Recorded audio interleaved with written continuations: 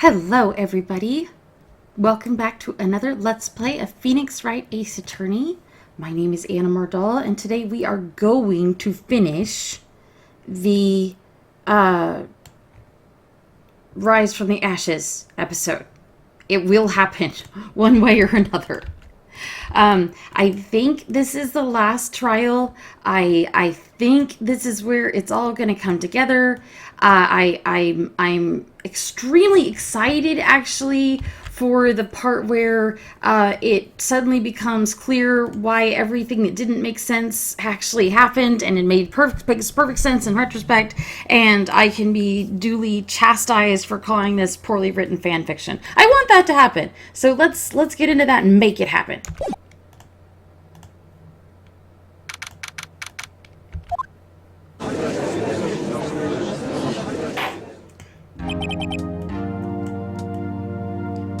Now then, will the defendant, Miss Lana Skye, please take the stand? Miss Lana Skye, you are the chief prosecutor. I'm sure you're aware of what is required of you. But Mr. Edgeworth, you already know everything. You know all that I've done these past 2 years. Please provide the court with your testimony, Miss Skye. And remember, you are under oath. We want to hear the truth. Of course, the truth. Lana, no matter what happens, I'll always be your sister. Now then, your testimony, if you will. First, tell us about your relationship with Chief Gant. Everything hinges on your testimony. You're the only chance we have to get Gant.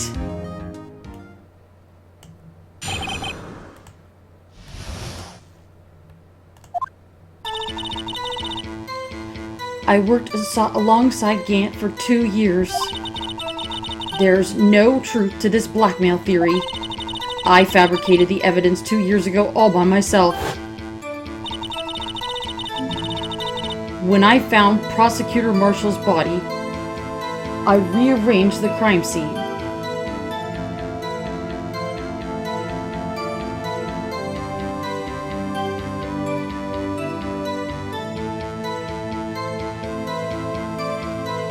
Really confused how...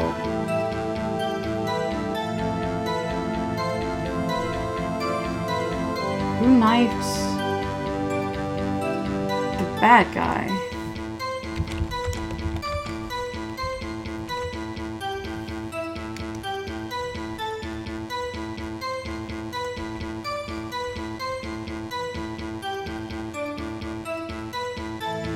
That looks like the pocket knife with the switchblade.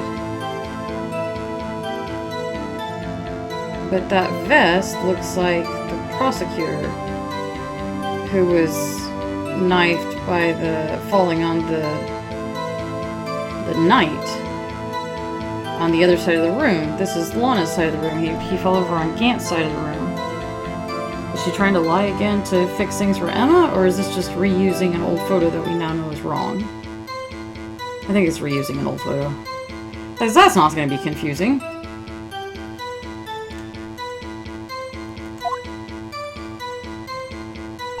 My only motivation was to get Dark convicted. It had nothing to do with Emma. Okay, yeah, okay, she's lying. The lie doesn't really make sense, but... Are you sure about this testimony? Your Honor, I'm confessing to a capital offense. Of course I'm sure. But Lana! If this is true, then that means Chief Gant has nothing to do with this. That's what I've been telling you from the beginning. Please, Mr. Wright, you've got to help her. She's sacrificing herself because of me. She's not telling the truth. I know my own sister. Whenever she speaks stiffly like that, she's hiding something inside. Deep down, she's screaming in agony. The defense may now begin its cross-examination.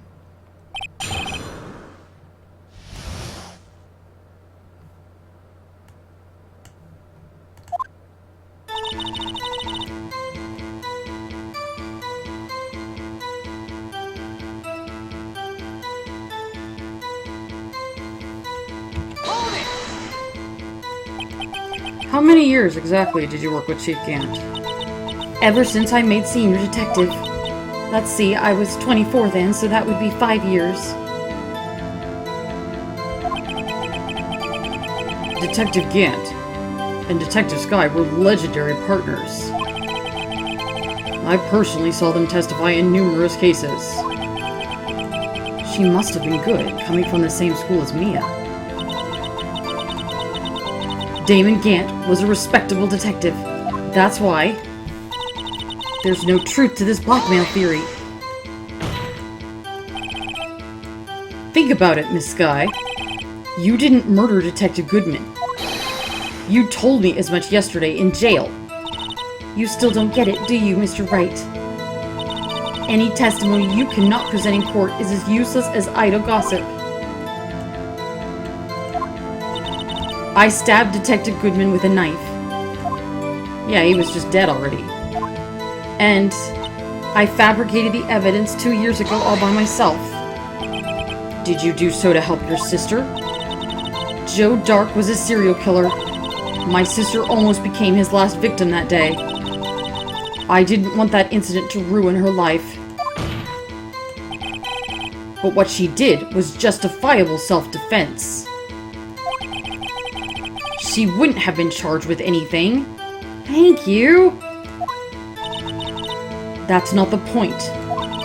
She was traumatized that day, all because of that creep. That's why I couldn't forgive him. Lana! So that's why you fabricated evidence 2 years ago?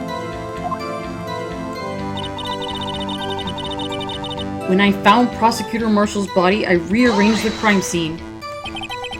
You say you did this all by yourself? Yes.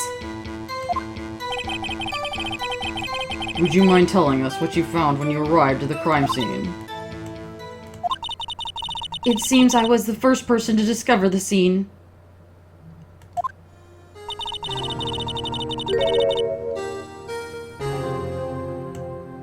The broken Prosecutor Award knife was stuck in the victim's body.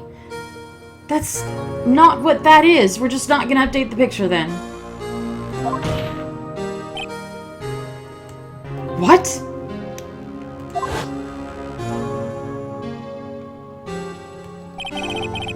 But Prosecutor Marshall died from an unfortunate accident.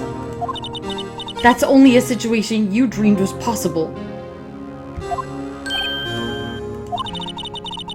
The reality is, it wasn't my sister who took the prosecutor's life.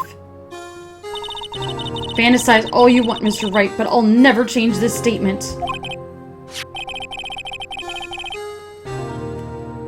You mean Prosecutor Marshall wound up being killed by Dark? Something like that. Like that? If that is so, what happened to the other murder weapon? Dark was carrying a switchblade knife. Oh, that was lying on the floor a little distance away. It was probably knocked away in the struggle. That's not how it went down. She's trying to cover up her lies with more lies. All just to protect me.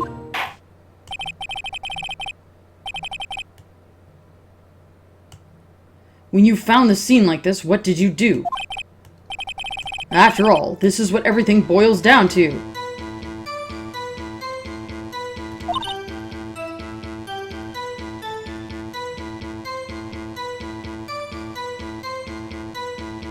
Yes.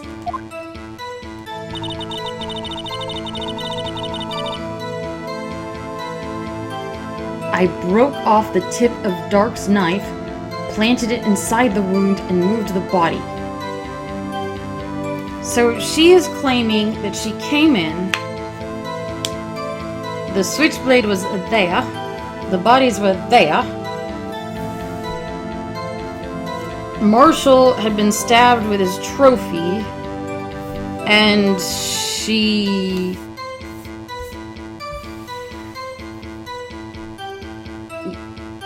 staged it with Drake's knife to have a slam dunk case. Because it wasn't slam dunk until then. There was going to be someone that argued that her little sister killed Marshall, or that Marshall killed himself.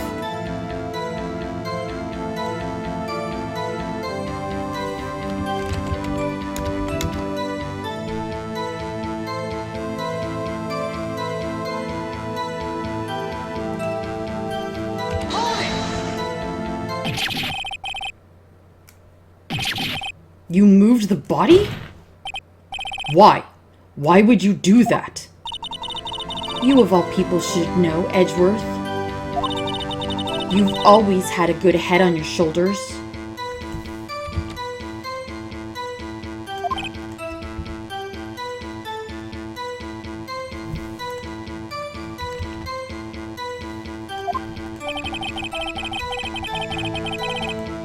My head isn't that bad, but maybe I ought to ask for the sake of others.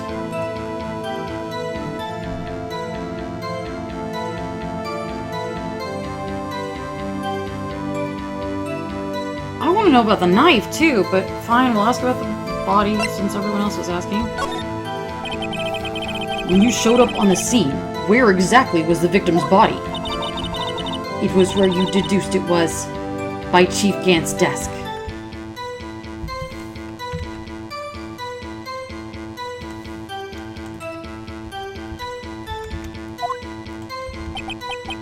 But the body was found by your desk.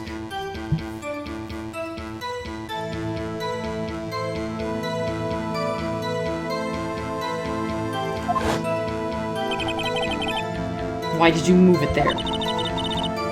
The reason for that is simple. Let's have the witness explain this in more detail. The reason Ms. Skye moved the body. The pieces of the jar that shattered during the events threatened my plan.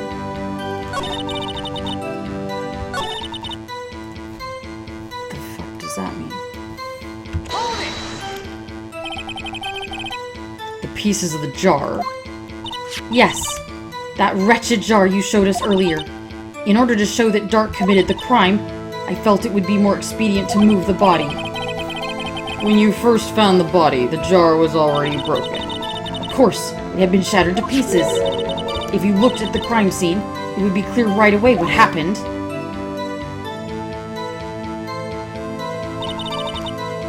Neil Marshall was dead, and Dark was lying unconscious. In other words, the jar was broken during their struggle. So, what's the matter, Emma? Apparently the jar shattered at the time the crime was committed, but I have a feeling there's more to it than that. Anyway, I committed this fabrication completely alone. It doesn't make sense that the jar upset her case. I have previously argued that there's no way Neil could have written Emma's name on a broken jar. It had to be in one piece in order for him to write on it. It doesn't make sense to me that he did write on it. It doesn't make sense to me that it didn't break from falling over and hitting the floor. But it had to be in one piece for him to write on it, and I'm gonna give the writers credit and assume that they knew that. Objection! Miss Skye, I understand how you feel. You committed that crime 2 years ago to protect your sister. You mean the forgery at the scene where Neil Marshall was murdered? If that truth were to be exposed now, the past 2 years of your life will have been in vain. Even so, I am compelled to bring to everyone's attention a significant contradiction within your testimony. Contradiction in my testimony? You testified, and I quote, "The pieces of the jar that shattered during the events threatened my plan." That's right. Do you have a problem with that?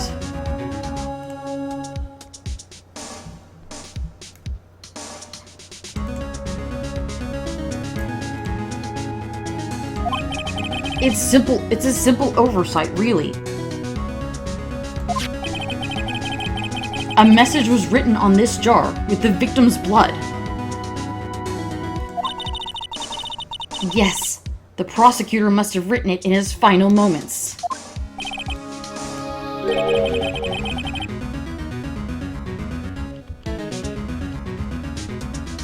Exactly so. And this is where the contradiction lies.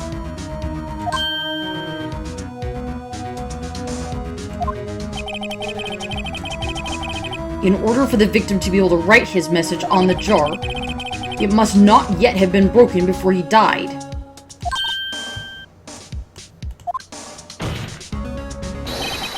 He couldn't have written Emma's name on a shattered jar.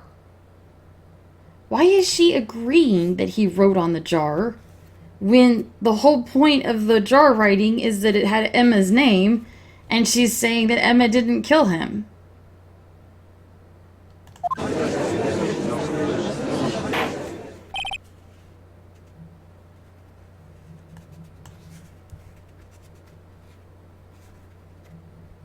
Order! Order!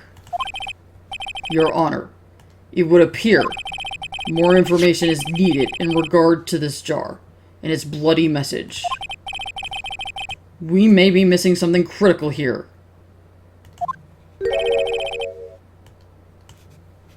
Something critical? Chief Prosecutor, it seems you're as in the dark as we are about the truth towards which we are headed. What?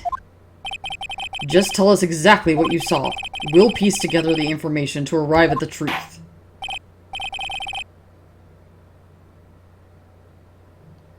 Very well. The witness may continue her testimony.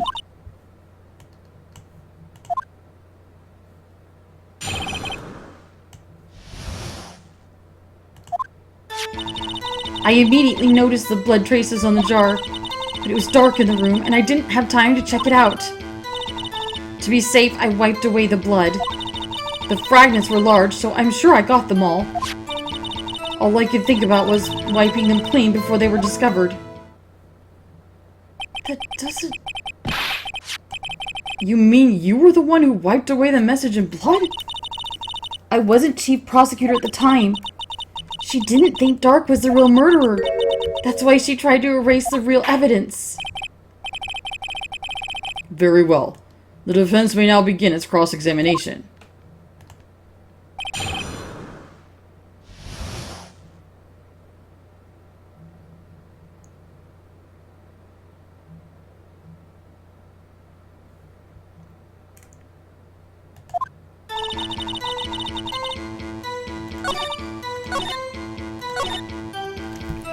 We know she didn't get them all.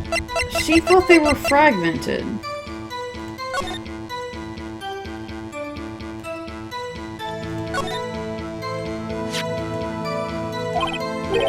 Emma, you're not here.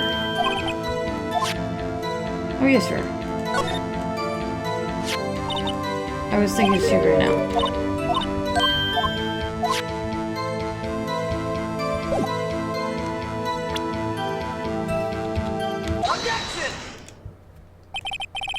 Miss Skye, I believe this jar conceals a truth even you were aware of. What? We found the final piece of this jar in Chief Gant's safe. In the chief's safe? But how? I knew it. She really didn't know. There's something even more disturbing about the final piece. There was still blood on it. But the witness just testified that she gathered every last piece and wiped the blood off them. Yes, which leaves us with only one explanation. On the night Prosecutor Marshall was murdered, you were not the first one to show up on the scene. Chief Gant got there before you.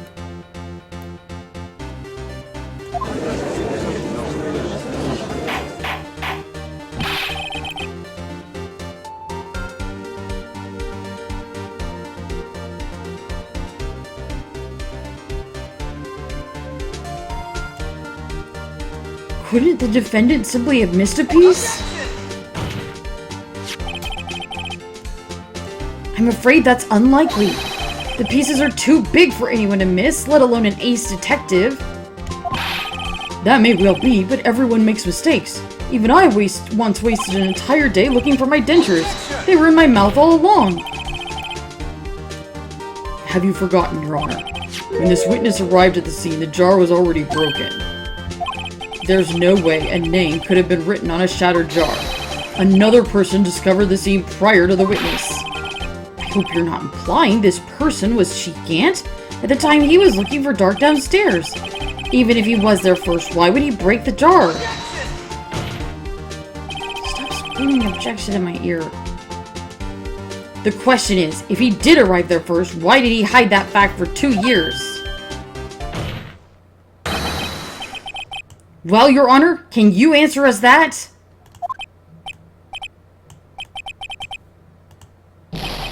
No.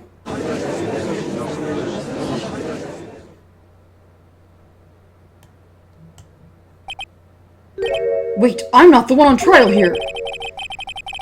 Damon Gant arrived at the crime scene prior to the witnesses.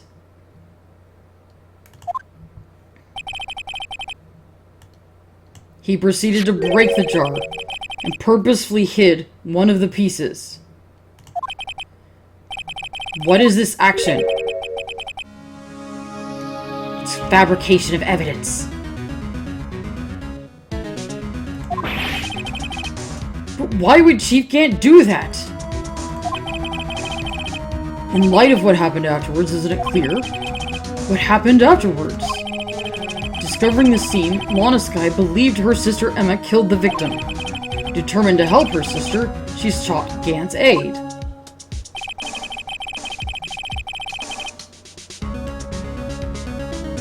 Lending her his aid, Gant helped her create evidence that incriminated Dark, sparing Emma, and therein lies the reason. The reason why Miss Skye became the Chief's puppet.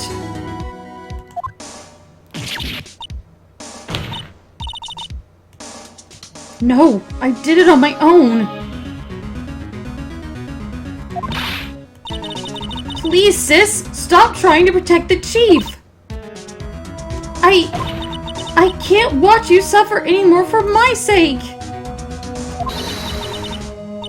No, you didn't. It wasn't you, Emma. You didn't kill anyone. Don't believe anything Mr. Wright says. Defense attorneys make up the most foul lies to defend their clients. Oh, that's rich coming from a bitch who imprisons innocent people. Foul lies? Imagine that coming from my own client. And I am sorry, it just occurred to me that y'all probably don't know that I have a habit of using bitch in a reclamatory way about myself and my friends who like that usage. But when you're using it with someone you're angry at and you lack that context, it sounds like I am willfully engaging in rampant misogyny. So I need to be more careful about my YouTube videos and my language because there's a context difference between knowing me well and not knowing me very well at all, except through my YouTube videos, so I apologize for that. But it still is rich! I guess you do seem the type who likes to twist the truth. Excuse me? What is this? Wait a minute. You're both wrong. What if we're still in the middle of Gant's trap? Is something wrong, Mr. Wright? Lana may be right after all. What do you mean, Wright? So you do tell foul lies, Mr. Wright? Miss Skye, please testify once more. But if evidence was fabricated behind your back, then Emma's accidental killing of Prosecutor Marshall might also be a lie. But I do remember knocking over Mr. Marshall. Miss Skye, if you will. I can't. There's nothing to be afraid of anymore. This cross-examination may not change a thing. However, there is a possibility that it will, if you tell the truth. Very well. I'll testify about what I really saw. Oh, good. It's gonna all change again.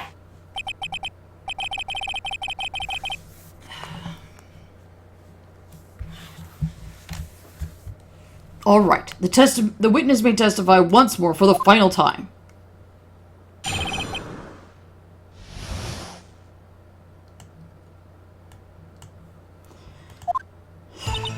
When I arrived, I found Mr. Marshall's body impaled on that suit of armor's sword. Emma and Dark were lying unconscious on the floor nearby. When I saw what had happened, I thought she did it. Why would you assume that? You have two unconscious people. One is a serial killer, and one is your sister. Why would you assume it was your sister who pushed the dead guy onto the sword? That's so weird to me. That's why I erased all the evidence that linked her to the murder. Including wiping clean a vase that had her name on it, but you didn't know the pieces spelled her name, but you wiped it clean anyway? Why did you wipe it clean? If you thought... And if you thought they implicated her in some way, why keep the pieces? Why not just dispose of them? Because they were collected, they were put in the evidence locker. So a broken vase worked with the Dark being the killer, but a broken vase with blood on it didn't? I had Chief Gant help me remove the body from the sword and carry it. But if it all really was a fabrication, Emma might be innocent.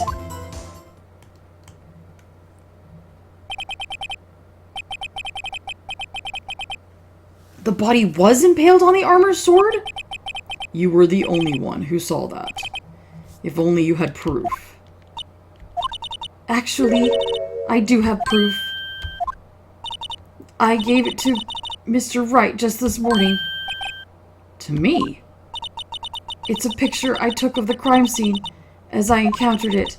I thought it might be needed.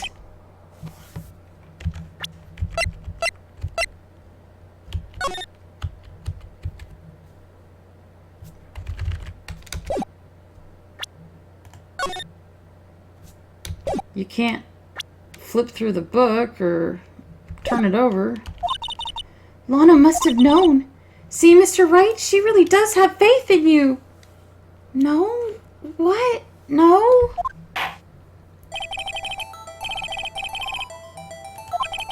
I don't remember receiving any pictures from Lana.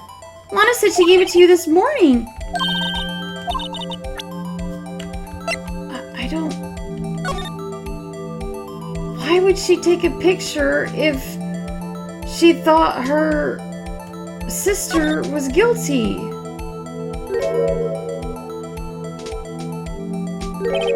That seems like a great way to get her convicted later. There's a picture here.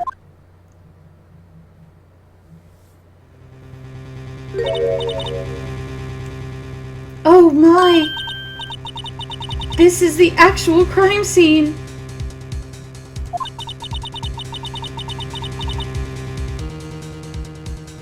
Why does he have blood on his shirt and mouth? Oh, well, I guess if his lungs were punctured.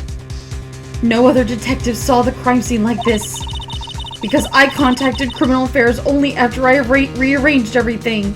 But I took incriminating pictures first. Why would you take incriminating pictures first? Mr. Wright!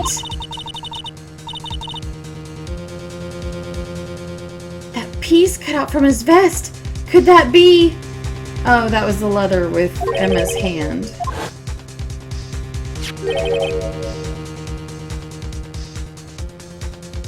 What's this?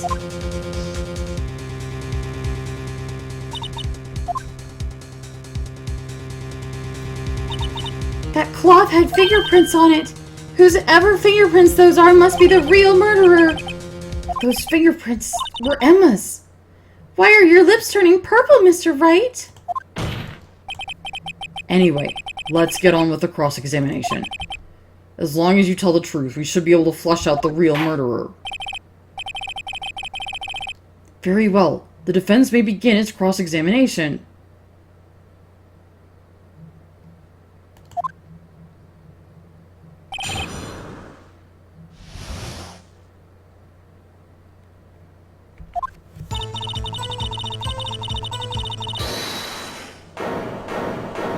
I didn't press a button.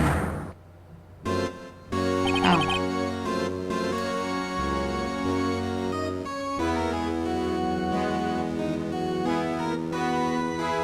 Come now, Aji. This is the poorest excuse for a trial I've ever seen. Chief Gant? What? Now you want to make me out as the bad guy too? If so, I'd like to put in a word or two in my defense. You're not on the stand? I'm afraid it's too late for that. What? You already declined to testify. That means you forfeited your right to make statements of any sort.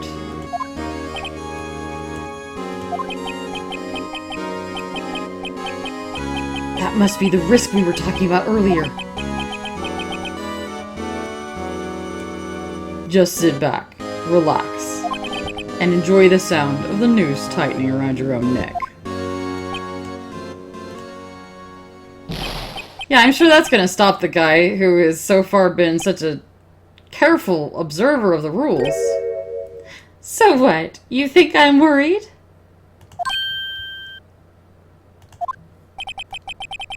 Sorry to disappoint you, but I don't need to make any statements.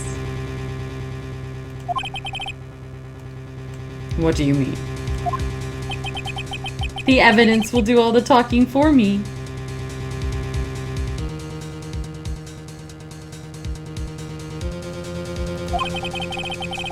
Even if I can't testify, I can still present evidence. Yes, that's true. Wait, you mean you still have some conclusive evidence? No, I don't. But someone does. Someone? So what's your excuse, Righto? Why have you been keeping so quiet about it? You do have something to show us, right? Something that proves who knocked over Neil Marshall, causing his death? Conclusive evidence that leaves no room for doubt? Is this true, Mr. Wright?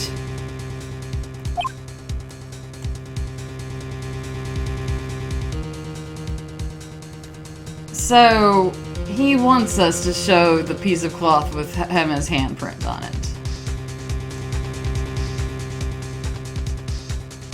But that means he knows about the piece of cloth with Emma's handprint on it. If I show that piece of evidence now, Emma's sure to be made out as the murderer. Mr. Wright, if you have more evidence, present it now. If you try to conceal anything, you will be the one appearing before the Board of Inquiries. I'd better think this through carefully. I can't make the wrong decision.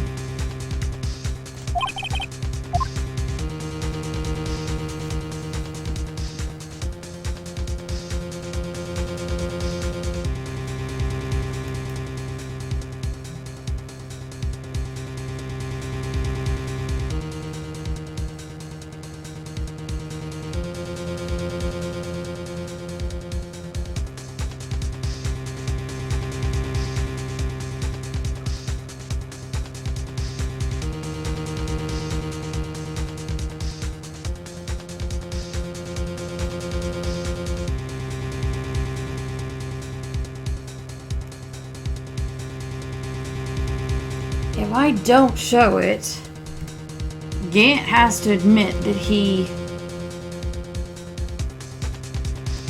staged the scene.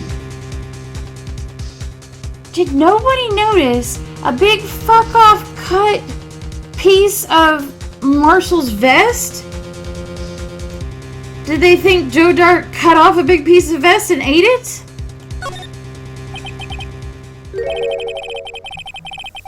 Your Honor, I don't have any evidence I can present at this point in time.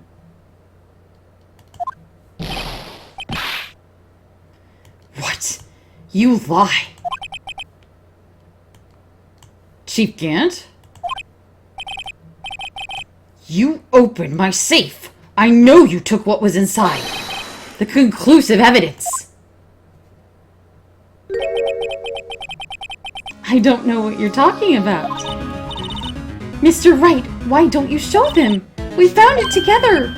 Oh, I see. It's because you know the truth, don't you? You know whose fingerprints are on it. That's why you won't present it. What are you talking about, Chief Gant? Can't you figure it out? Take a good look at this picture. See the victim's vest? Notice anything odd about the chest area? It looks like part of it's been cut out for some reason. You mean you had this in your safe? What? That means you, the chief of police, have been concealing evidence. This is going to be the biggest scandal in the history of the police department.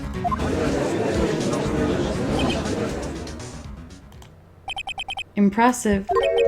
To be honest, I didn't think you had the gall, Righto.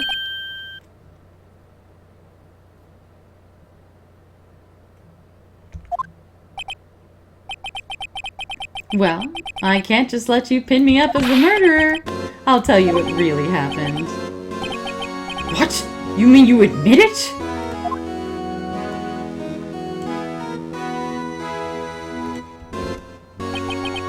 I was the first person to arrive at the crime scene that day.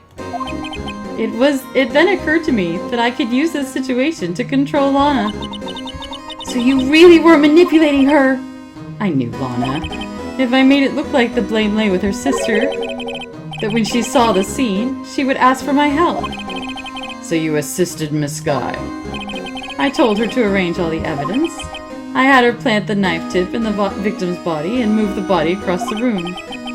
And I ended up using that evidence to get Joe Dark convicted.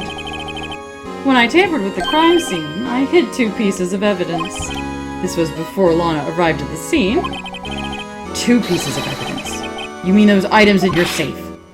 But why? For insurance, of course.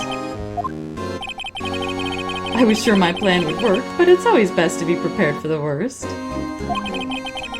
I wasn't about to let anyone blame me for a murder that girl committed. You mean you were calculating that far ahead while forging evidence? What do you take me for, a fool? I didn't make police chief by dumb luck. See this jar fragment?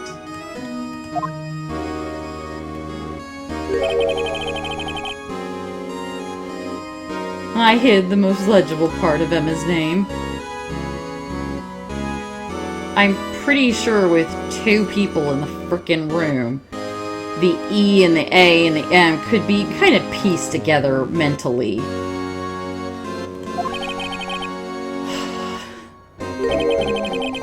I didn't expect Lana to go and wipe the blood off all the pieces. How did you not expect that? There were 2 people in the room, and it was clear who the E and the M and the A referred to, even if part of the M and E were missing. Furthermore, why did she wipe it off? She claims she apparently truthfully did not notice what it looked like. She just wiped it off anyway. And how did Neil even write anything if he was suspended in midair on a sword? That better be a clue. So we're back to the Maya thing and the whole, she couldn't possibly have written this in the time she died. But if you fabricated all the evidence, what's to say you didn't fabricate the message on this jar, too? Some people just don't know when to quit, do they? That's why I kept 1 more item for insurance. You mean that piece of cloth? I mean, if he fabricated the vase, he could have carried Lana over and put her hand on the vest. It's not hard. Come on, Righto. Cough it up already. I know you have it. What are you waiting for, Mr. Wright? So you admit to it then, Chief Gant. That you were hiding the cloth. You cut off the victim's vest in the safe. Yes, I admit it. I didn't want to have to do that, being chief and all. But it's a lot better than being portrayed as a murderer. Well, Mr. Wright, what do you have to say for yourself? Just a moment ago, you said you didn't have any evidence you could present. Foolish move, Righto. You should have shown it then, before it was too late. It's been a long battle. But the moment of truth has finally arrived. As long as I don't mess up here, victory is mine.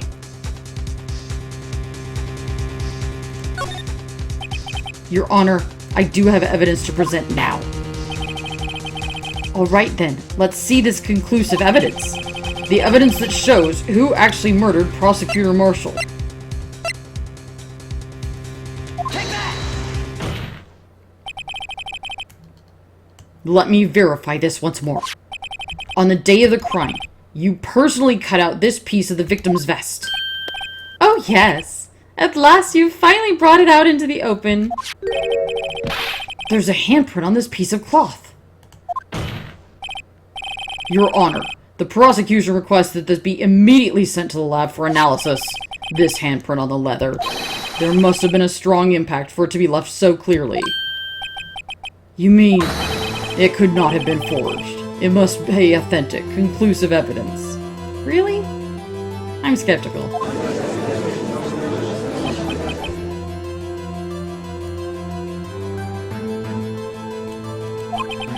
You're as slow on the uptake as ever, Worthy. What? Think about it. Rhino had all this time to present this evidence. Yet he was reluctant to do so. Why would that be? You mean you already know? You know whose fingerprints are on that. Mr. Wright, do you really know?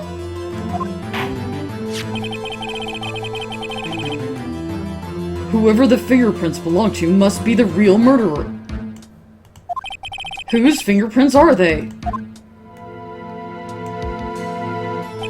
Very well, I'll tell you. It should be okay now. Everything's proceeding as predicted. The person to whom these fingerprints belong is... Take that! Emma. Emma Skye? What? They're mine? I'm sorry, Emma. But why? Why didn't you tell me?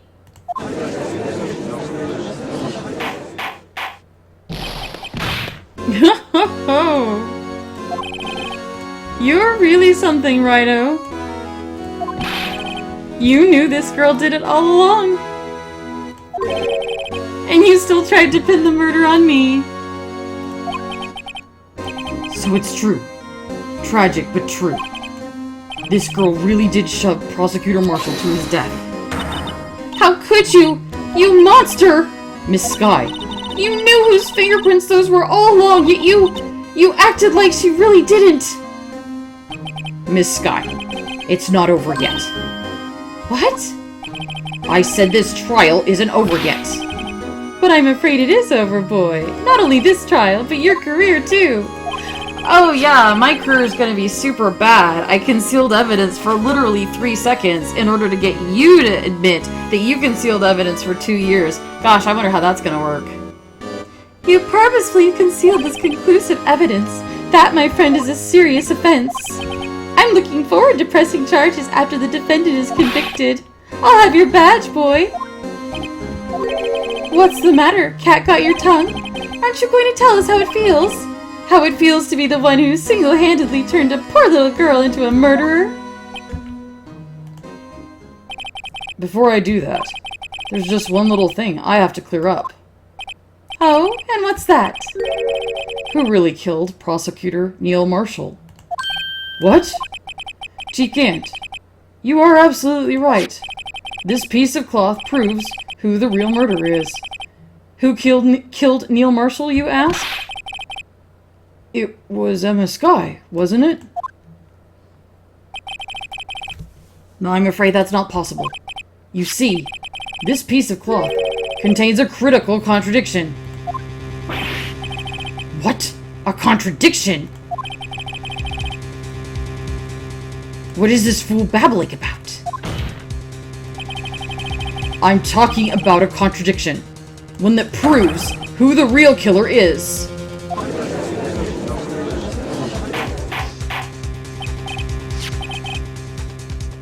Mr. Wright, this piece of cloth, what could it possibly contradict? Chief Gant, your tyrannical reign ends here.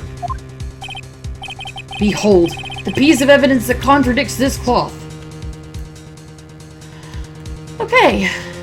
Thoughts? Anybody? Alright. Let's work this out.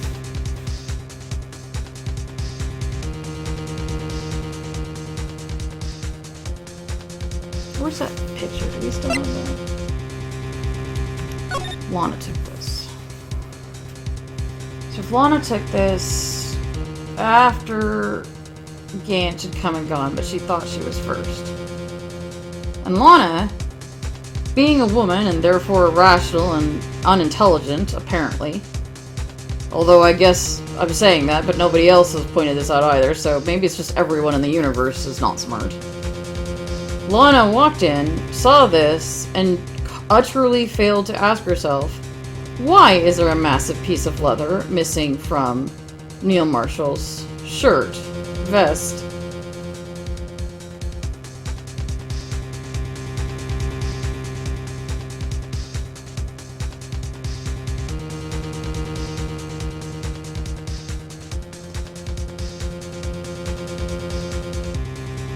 Either Gant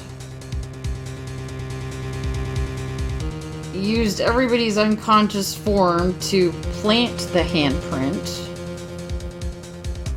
or the handprint was already there.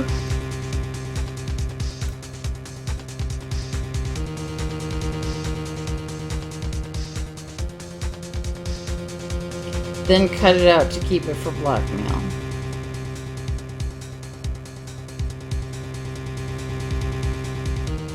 But if he planted the handprint,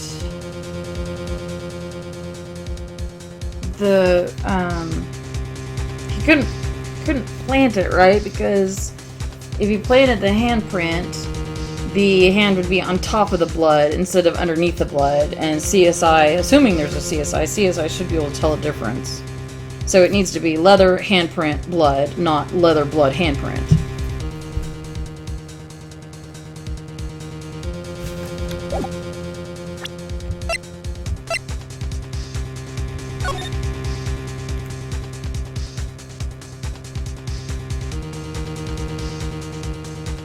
There's not any blood on that at all.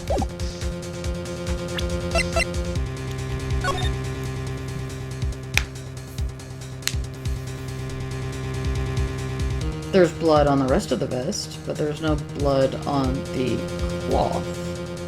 The part that was cut out. Oh, you fucker. So if he murdered Neil,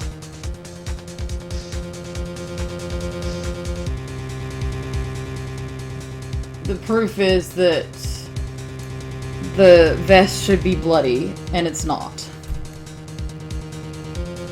So what? He came in the room, found 3 entirely unconscious people, and shoved Neil onto the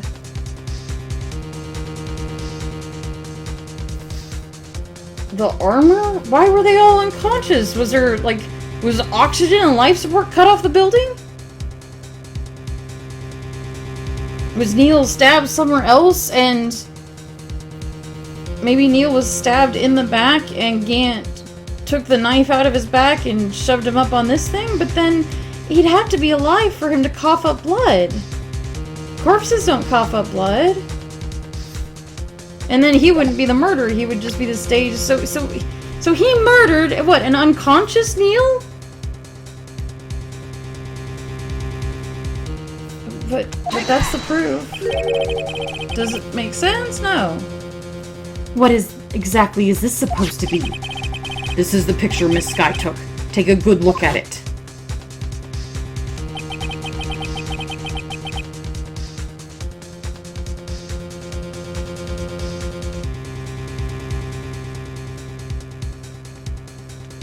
See where the piece of his vest was cut out? Yes, his shirt is showing underneath. It's hard to make out with all the blood on his vest, though. Exactly my point. His chest is soaked with blood. That's only natural. His lungs, no doubt, were punctured. Blood poured out of his mouth. Oh, but that piece of cloth.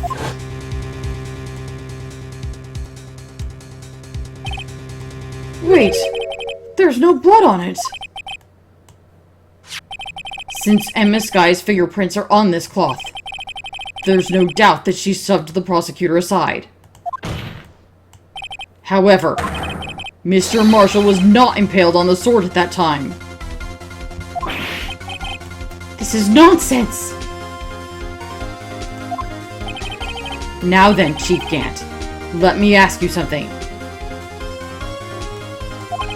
Prosecutor Marshall was not impaled when he was shoved aside. He most likely hit his head on the ground and was knocked out. If so, then tell me, who could it have been? Who could have arrived at the scene before Miss Lana Skye, picked up the unconscious prosecutor, and impaled him on the armorer's sword?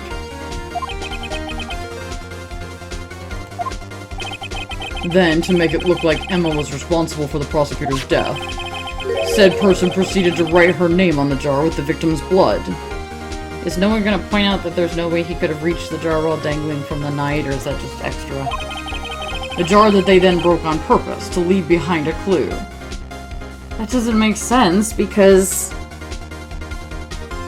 as has been pointed out, the jar had to be whole in order to write on it. So he can't even frame a scene in a way that makes sense. And make Lana believe her sister did it. Which also didn't work because she never even saw the name on the vase. She just wiped it all clean for no reason. I mean, from a meta standpoint, they had to have the jar broken so that he could keep a piece. So that's why the jar is broken. The jar is broken so he could keep a piece. But it doesn't make sense. It doesn't make sense because it hurts his own scene that he's staging. It makes it impossible, because what happened is that a dead man wrote on a jar that he couldn't reach to begin with, but a dying man wrote on a jar he couldn't reach, and then broke the jar somehow. And then it didn't help him with Lana, because since it was broken and she didn't see the name, she didn't know that it even said Emma, and also she cleaned it up, which he didn't expect. Apparently. She cleaned it up, but didn't discard the shards. And she didn't discard the shards because the shards were needed in order to us find the missing shard later and piece it all together. It's a piece of evidence that makes no sense on multiple levels, but they wanted it to be together so we could have a Maya repeat of a written note. Remember what you admitted only moments ago? You personally cut the bloodless piece from the victim's vest. Ironic, isn't it? Through the very act of creating insurance, you proved that you were the actual murderer.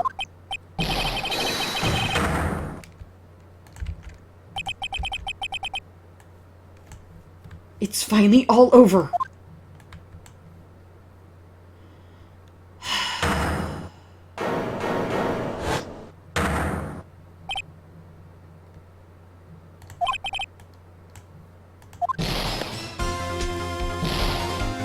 That was close, Righto. You almost had me. Sorry, but you'll have to do better than that.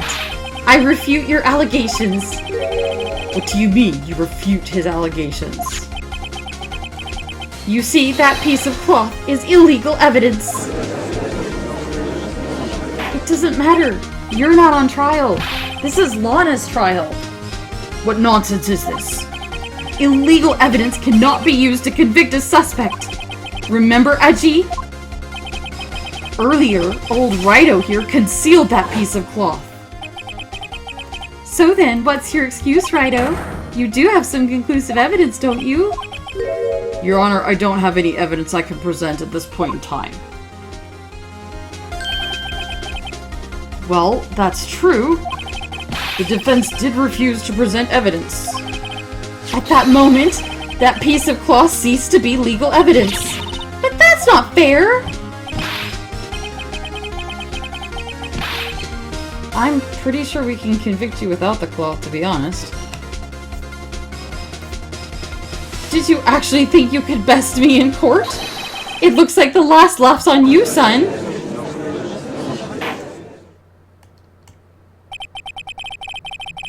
I'm afraid Mr. Gant's claim is legally correct. Well, Mr. Edgeworth? True, illegal evidence cannot be used to convict a person. He's not on trial! This is Lana's trial! Assuming, of course, that the evidence is indeed illegal. Well, Mr. Wright? It seems at last. The time for me to reveal my plan has finally arrived. Mr. Wright, do you admit it? That you purposefully and illegally concealed this piece of cloth? Guess we're supposed to say no? I admit I refused to present it at one point. So the evidence is illegal? No, it isn't, Mr. Gant. Huh? It's not that I didn't present evidence then. It's that I couldn't. What do you mean you couldn't? There are certain procedures involved when presenting evidence. No, Edgy, don't listen to his lies! He's nothing but a coward! You can't really believe... There is only one issue left to be resolved in this trial. Is this evidence legal or not? Very well. Let's settle this once and for all. Earlier you refused to present evidence. If you can prove your conduct was not in violation of the law, then do so now. Well, Lana gave us this book, Evidence Law, that they're hinting is the answer. And we were earlier told to read up on evidence law. Rules for submitting evidence. No evidence shall be shown without approval of the police department. Unregistered evidence presented must be relevant to the case on trial. So you could argue that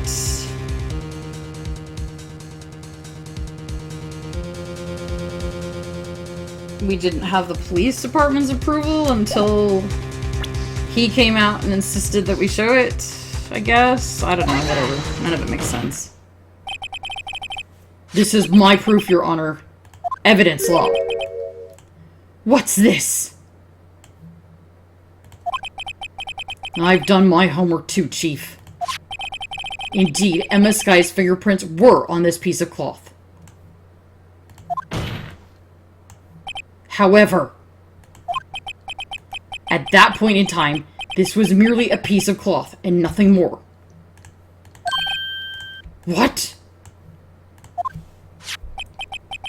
You see, it's written right here in this book. The second rule of evidence law. Second rule? That it wasn't relevant? We had a picture of a missing piece of cloth. I think it was pretty irrelevant, but okay. Sure, whatever. Rule number 1. No evidence shall be shown without the approval of the police department. Yeah, that seems a lot more likely. I found this piece of evidence myself. Inside your safe. It goes without saying, I did not have approval from the police department. Rule number 2. Unregistered evidence must be present to be relevant. Unregistered evidence presented must be relevant to the case on trial. And here is the crux of the matter. You see, at the time, it was impossible for me to prove relevance between the cloth and the SL9 incident. What? What kind of nonsense is this? You want relevancy? Just take one look at this picture and...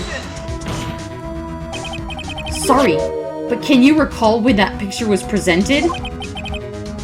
That was shown only a few moments ago. No. He's right. At the beginning of today's trial, that piece of cloth was still meaningless. The person who gave it value as evidence was you, Damon Gant. You yourself confessed to a certain truth. Let me verify this once more. On the day of the crime, you personally cut out this piece of the victim's vest? Oh, yes. No!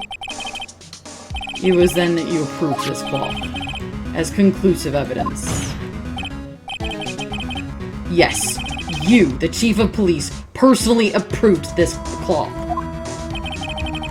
The only person who could have cut this from the victim's vest is the one who stood before Prosecutor Marshall in his final moments. In other words, the real murderer. And there's only one person who that could be. Damon Gant, the killer was you.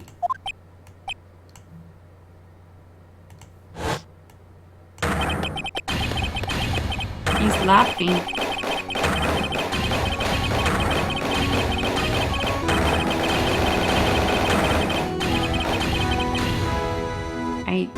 I think he's going to explode.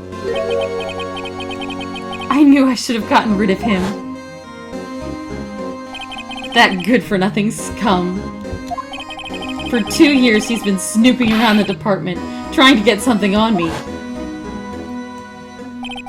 Crimes are being committed every day, yet he insisted on hounding me. Well, your crime wasn't exactly petty. He wanted to reinvestigate the case. He recruited Angel Starr, then convinced Bruce Goodman. Detective Goodman? Yeah, that's right. If the evidence is transferred, I'll lose my only chance to find the truth. Please, you've got to help me. Goodman turned him down, as he ought to. Still, Jake Marshall didn't know when to quit. So that's why Jake stole it. He stole Goodman's ID card and tried to take the evidence. Goodman came to me that day. He wanted to file a lost item report. I went with him to the evidence room. Then all of a sudden he decided to speak out. What are you talking about, Goodman? Can you please reopen the investigation, Chief? We can't transfer the evidence out. There are too many questions left unanswered.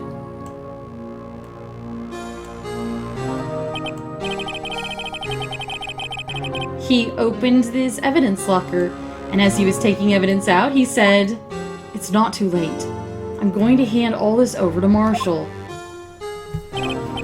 Well, to be honest, I was a bit taken aback by his words. I had a bad feeling when he came to see me, but I never thought he'd bring up SL9. And that's when I saw it. That accursed knife.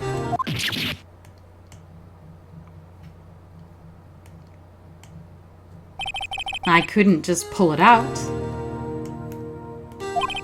Doing so would have only led to more blood, making it near impossible to hide your crime.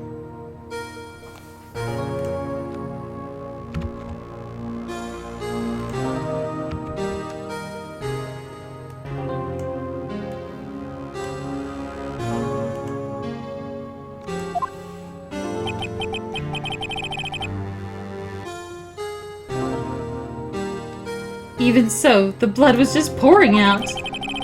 I didn't know who might stumble in, so I hurried to wipe it up. I was worrying so much about the floor, I didn't realize my fatal mistake. The bloody handprint on Detective Gumshoe's locker.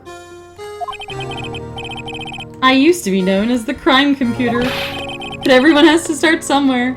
I was too nervous. I had no business doing any of it.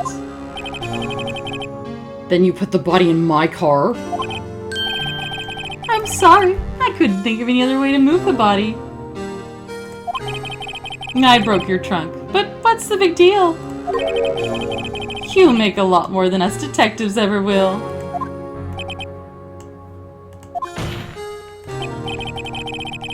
Leaving the prosecution's car aside, how could you get Miss Skye involved in all of this? Well, she had as much to lose as I did if the truth came out. So you took the evidence from Detective Goodman's locker. I felt bad for having to do it. I also didn't have time to pick and choose what to take.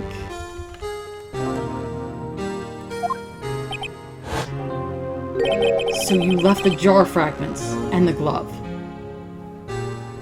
I don't even know what the glove was for. Did we use that? Yeah. It looks like I was better off being an investigator of crimes than a committer.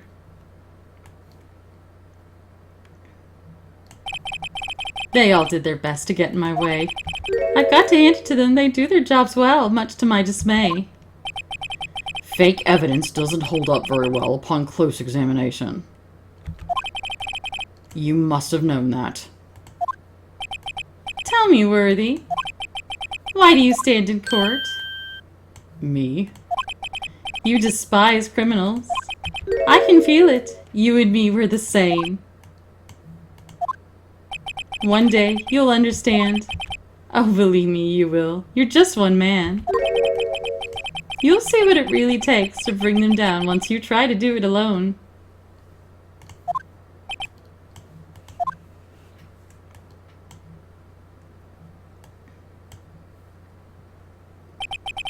Well, looks like it's time to say goodbye.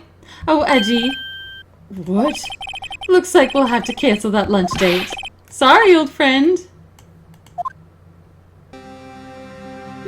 I'm sorry too, Damon Gant. Well, I knew you as you used to be, long ago. You were once a fine investigator, an example to others on the force. Well, I'm sorry to learn you are no longer that person. Those days are gone, Edgy. Thanks for the memories, though. Don't worry, you'll be fine. Now you have Wright here, and Worthy. With these two around, you can't go wrong.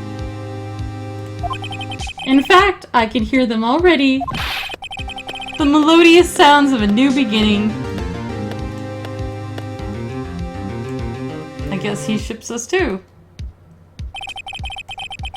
There are two things I want you to understand. Yes? First, your sister never hurt anyone. Second, Damon Gant betrayed you from the beginning.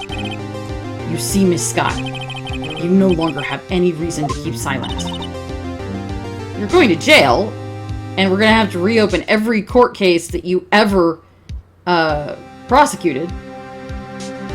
But I guess you can be proud of the fact that you're an absolute moron who betrayed all of your principles. Way to go.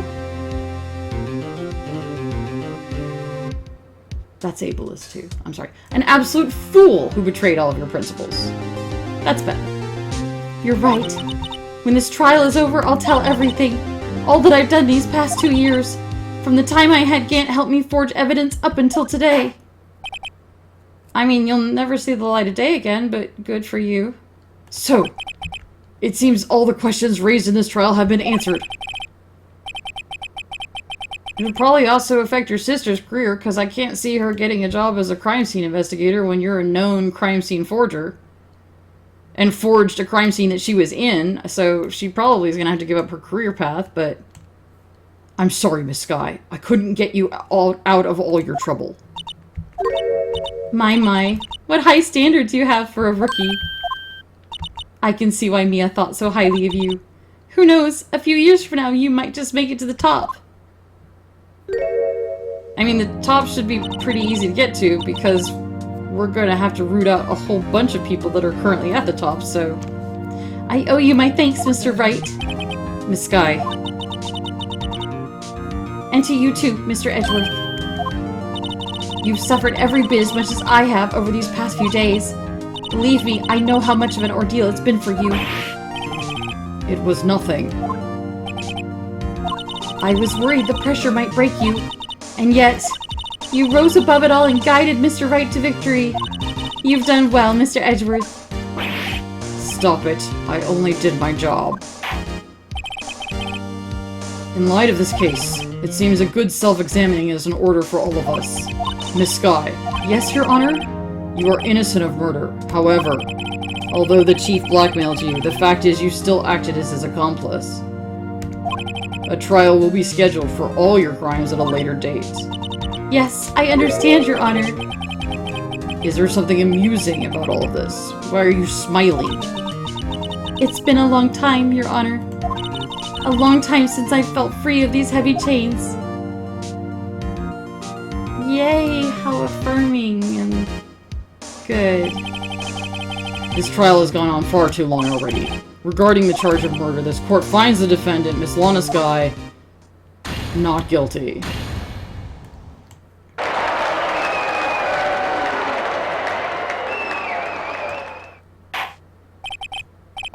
That is all. This court is adjourned. Get out.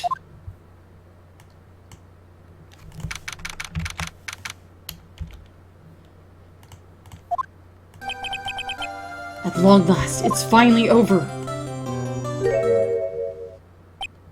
Emma? Why the long face? I'm sorry your sister didn't get completely off the hook, but at least she wasn't convicted for a murder she didn't commit. No, baby, she's just gonna go to jail for conspiracy to commit murder. So, after the fact, which is probably about as much jail time, actually. No, that's not it. Just now, after the trial ended. I can see why Mia Fey thought so highly of you. And to you, Mr. Edgeworth.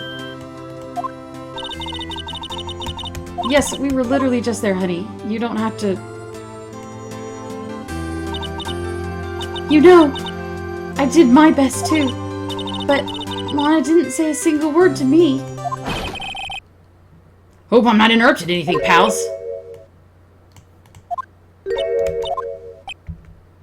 Guess I am. I'll come back later. Detective Gumshoe, what is it? Oh, we're doing the running joke again. You're doing this on purpose, aren't you? Making a detective run around while on duty. And to top it all off, you called me here. I've seen happier people at funerals. Why? Why is this a running joke? It's not funny!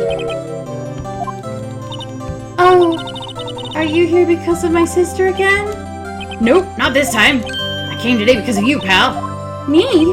That's right. I thought you'd like to see someone. Is it a good foster family? Lana? Should you be doing this? She's still under arrest, you know. Well, I won't tell if you won't. Emma, I owe you an apology. It's okay, sis. Don't worry about it. That day, 2 years ago,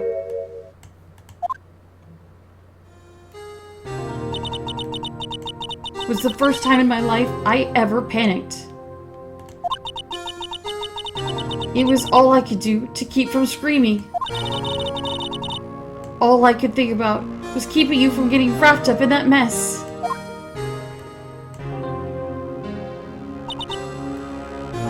Sis!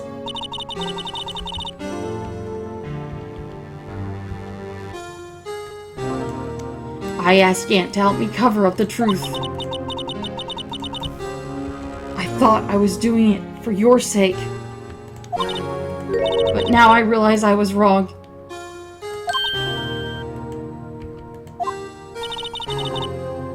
I changed after that day. I had to. It was the only way I could make it through the past 2 years. I knew how much I was hurting you by distancing myself, but I couldn't bring myself to tell you what I did. I was scared. Scared that you'd look at me with those eyes of yours. I was scared of how you'd react if you knew.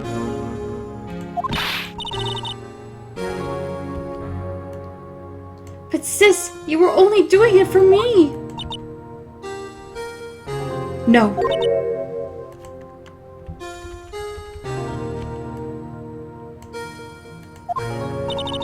I turned my back on you that day. In hiding what I believed to be the truth, I was deceiving you. Sis. I'm such a fool. It took me all this time to realize it. Emma, I'm so sorry. But sis, you don't have to apologize. I'm happy now. You're happy? Of course. You know, sis, I always knew one day you'd come back, and now you have.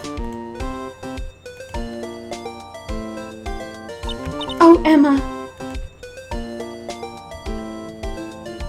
Okay.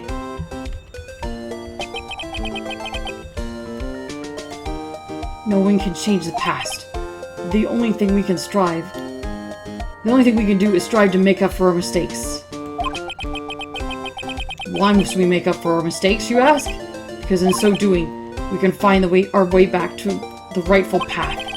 And it's from there that we can move on to a brighter future.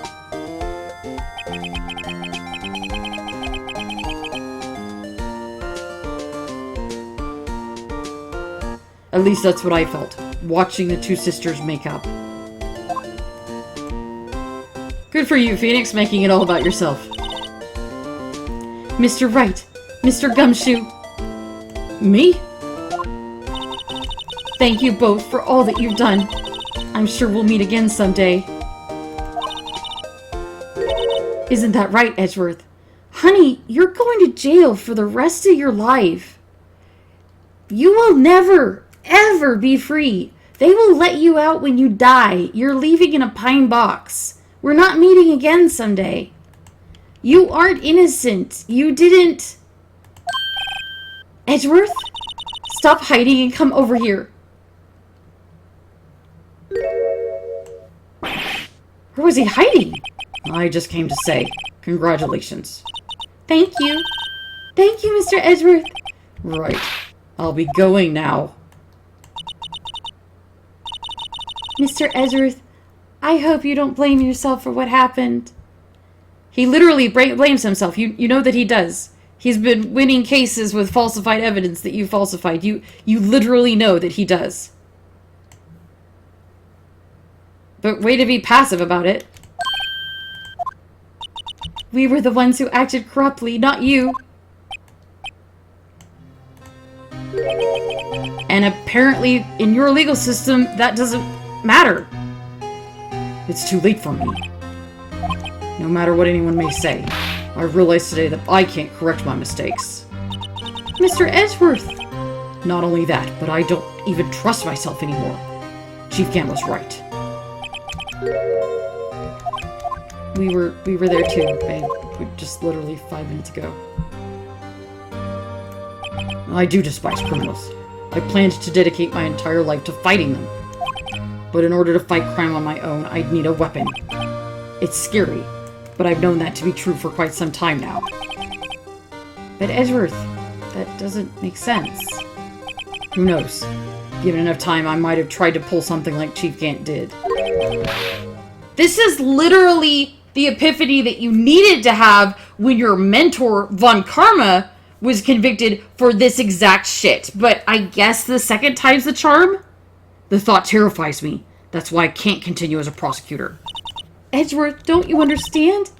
Damon Gant and your mentor, Manfred Von Karma, were both the best of the best when it came to fighting crime. But they both made the same mistake. It wasn't a mistake, honey. And they didn't fight crime. They were literal criminals. You said, in order to fight crime on my own, I'd need a weapon. That may be true, but think back to today's trial. Why are we even taking advice from you? You are a corrupt asshole. You weren't alone. You were working together with Mr. Wright. Because of that partnership, you were able to present evidence that otherwise would have gone undetected. Isn't that right, Mr. Wright? Come on, Mr. Wright. Show what Lana's talking about. Something that neither Edgeworth nor I would have been able to find on our own.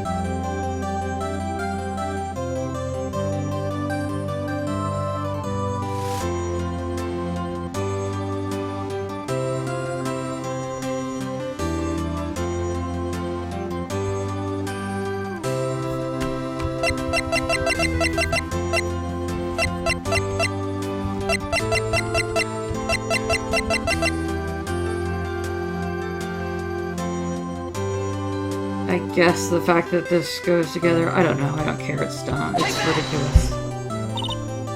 That's the picture I drew! Our counterattack began with this.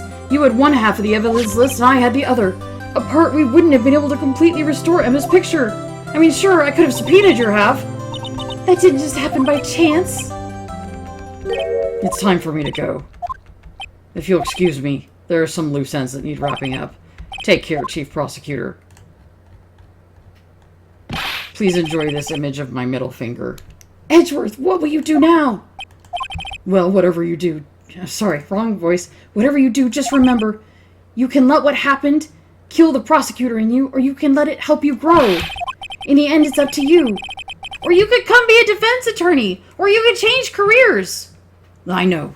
It seems I owe my thanks to you too, Mr. Wright. But what I face now is my problem. Edgeworth, I'll be waiting for you in court. Farewell. Are we done now? Can we be done? I'd better be going too. I'll be biased to visit soon. Does she have foster parents or someone? She's underage. It seems we both have a lot to learn and catching up to do. Here, this is a little something for you. Taunt her with the things she can't have. Give her a book on scientific investigation. She will never be hired as a CSI because of you. Scientific investigation? It's the first book I ever bought. Study it well. It was super helpful in staging the scene that I staged. Go to hell. Go to hell, Lana. Honestly. And so another case came to a close. As for the sisters, I have faith. I will see you in hell, that's my faith. Faith that their lives have only just begun. And as for me, I think it's time I started a new journey of my own. A journey to rediscover myself.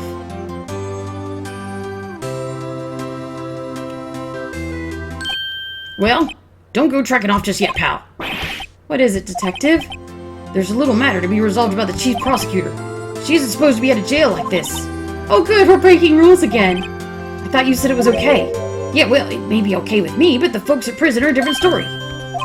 Basically, I had to bribe a guard in order to sneak her out for 30 minutes. It wasn't cheap either. Way to go, detective! I didn't know you had a wild side! This case has definitely taught me the importance of breaking as many rules as possible! Yeah, well, you see, Mr. Wright here's the one foot in the bill.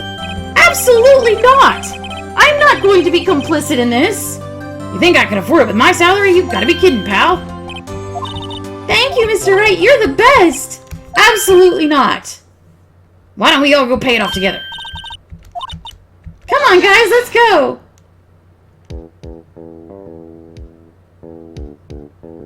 Absolutely not!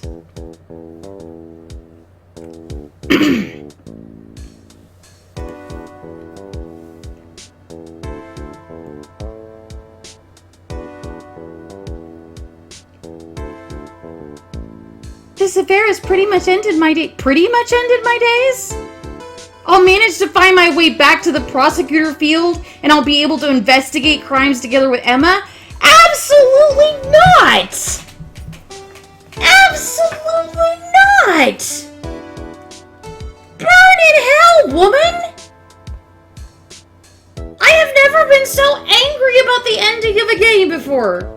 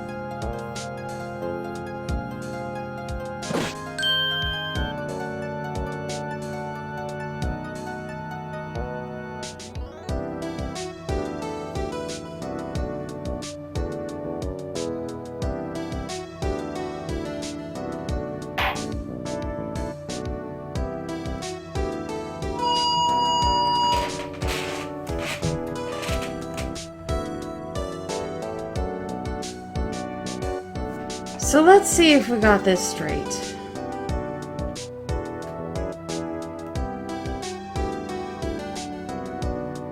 Joe Dark if we take Lana's word for it, which I really don't want to do, but Joe Dark was a serial killer.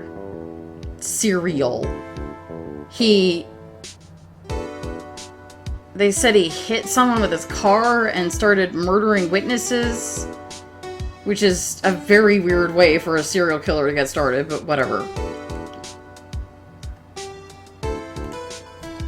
And magically,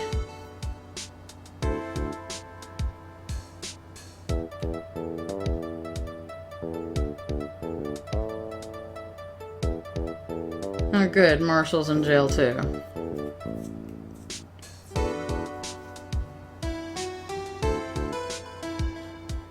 No, I will not murder your cactus. Leave it alone, it doesn't need more water. You've been overwatering it.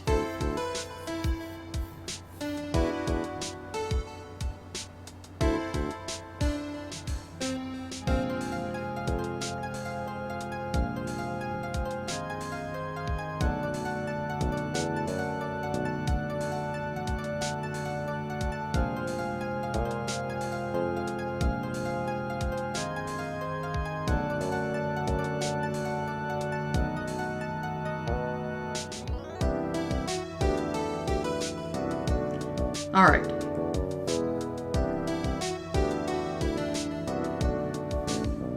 Magically, okay, Dark killed people. Magically, he left no evidence.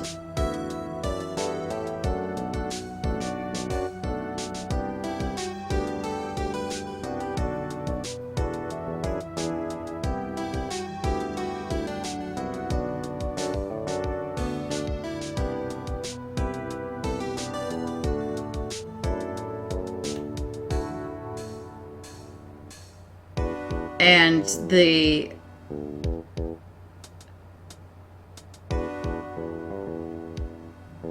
it's weird because in order for them to realize he was a serial killer, he should have had a signature, like a common weapon or something that they could link all the crimes together, but they couldn't link back to the original accident. Oh, Maya's back. Nothing soothes the soul like fresh country air. Sometimes I do miss hearing you and your objection. Still, I can't go back until I'm a full-fledged spirit medium. Mystic Maya, afternoon training's about to begin. Coming! Well, see you around, Nick. Are you guys finished? I'm trying to get my head around this. How many more can there be? I guess Edgeworth. We haven't seen Edgeworth.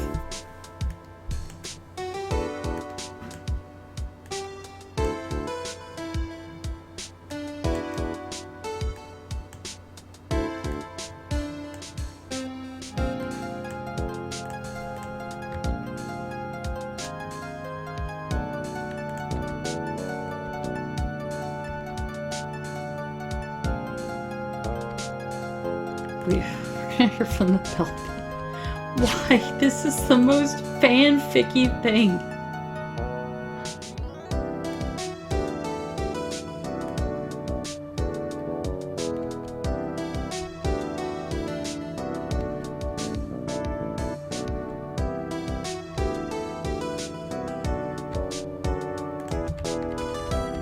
Thanks for coming to see me off. It's the same train station where we left Maya.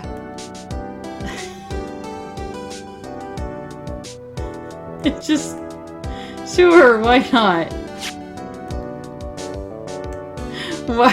Why wouldn't we try to revisit as many people and locations, whether it makes sense or not? Oh, we're supposed to be looking through this book. Oh, there's a letter. Look at this picture of a happier time before your sister was a criminal. Here's a picture of the uniform she disgraced.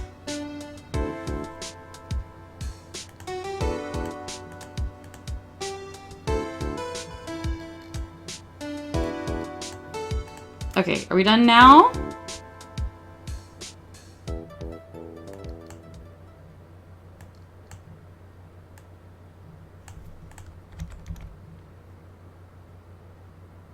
Okay.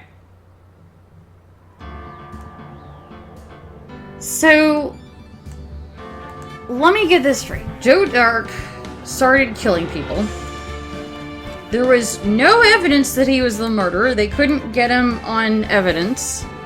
So he was really good at serial killing, despite this apparently being a new thing for him. But he eventually, they said he turned himself in and confessed. But midway through the confession, he ran out and decided that he needed to do a couple more killings before they put him away forever, I guess. And decided to kill Emma. And had to be pursued by... Well, no, that doesn't even make sense. Midway through his confession, he ran out and went from the 2nd floor to the 15th. We never got any kind of sense of why that was. Why would somebody come in to confess and then run up to the 15th floor? Maybe he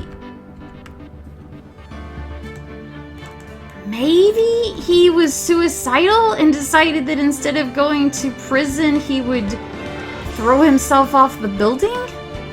I guess? That seems kind of weak, and I really would have preferred them to actually make that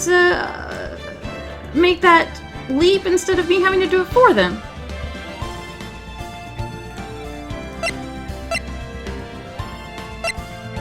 So, stop it. What are you doing?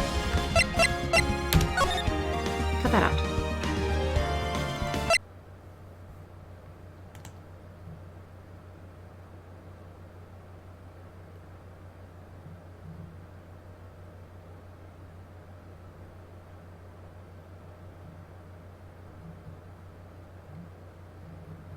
So, Neil ran after Dark, and whereas Dark was armed with his own penknife, which they didn't take away from him when he turned himself in and sat down for questioning, he still had his knife, whereas Neil ran upstairs with his trophy weapon. That was literally the best they had. They don't carry pistols. There was no other weapons in the building, so he had to disassemble a trophy and run it upstairs. Okay. They ran it to the chief's office, which you needed a key card to get into. But somehow Emma was in there waiting for her sister, despite not having a key card. And somehow Joe Dark burst in and menaced her, despite not having a key card. Maybe the key card protocol was added later after this because of that. I don't know. Again, you'd think that would be mentioned.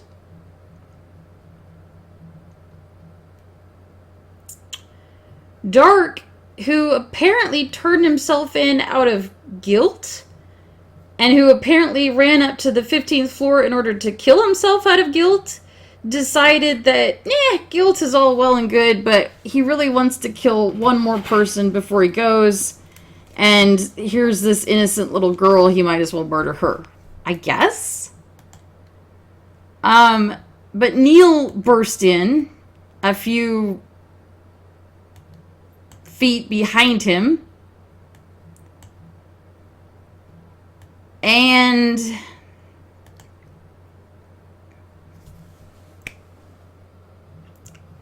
Neil lifted his knife, the blunt edge knife,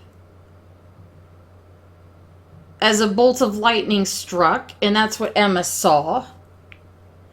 Seeing that somebody was about to be stabbed, assuming it was the murderer, because Neil was trying to stab him instead of restrain him, which is also weird. Why was Neil standing over him with a knife about to plunge down into a cornered victim pose like that? Why wasn't he trying to, kick or chop the guy's knife away from him and, restrain him for trial? That's strange.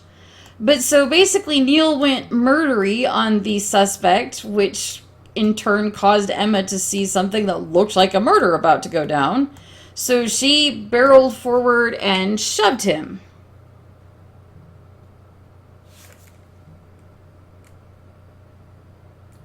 Somehow she shoved both men hard enough to knock them both out, which means that I think Emma should give up her dreams of becoming a scientific investigator and instead go into, like, boxing or something, because she's got what it takes to go the distance, let me tell you.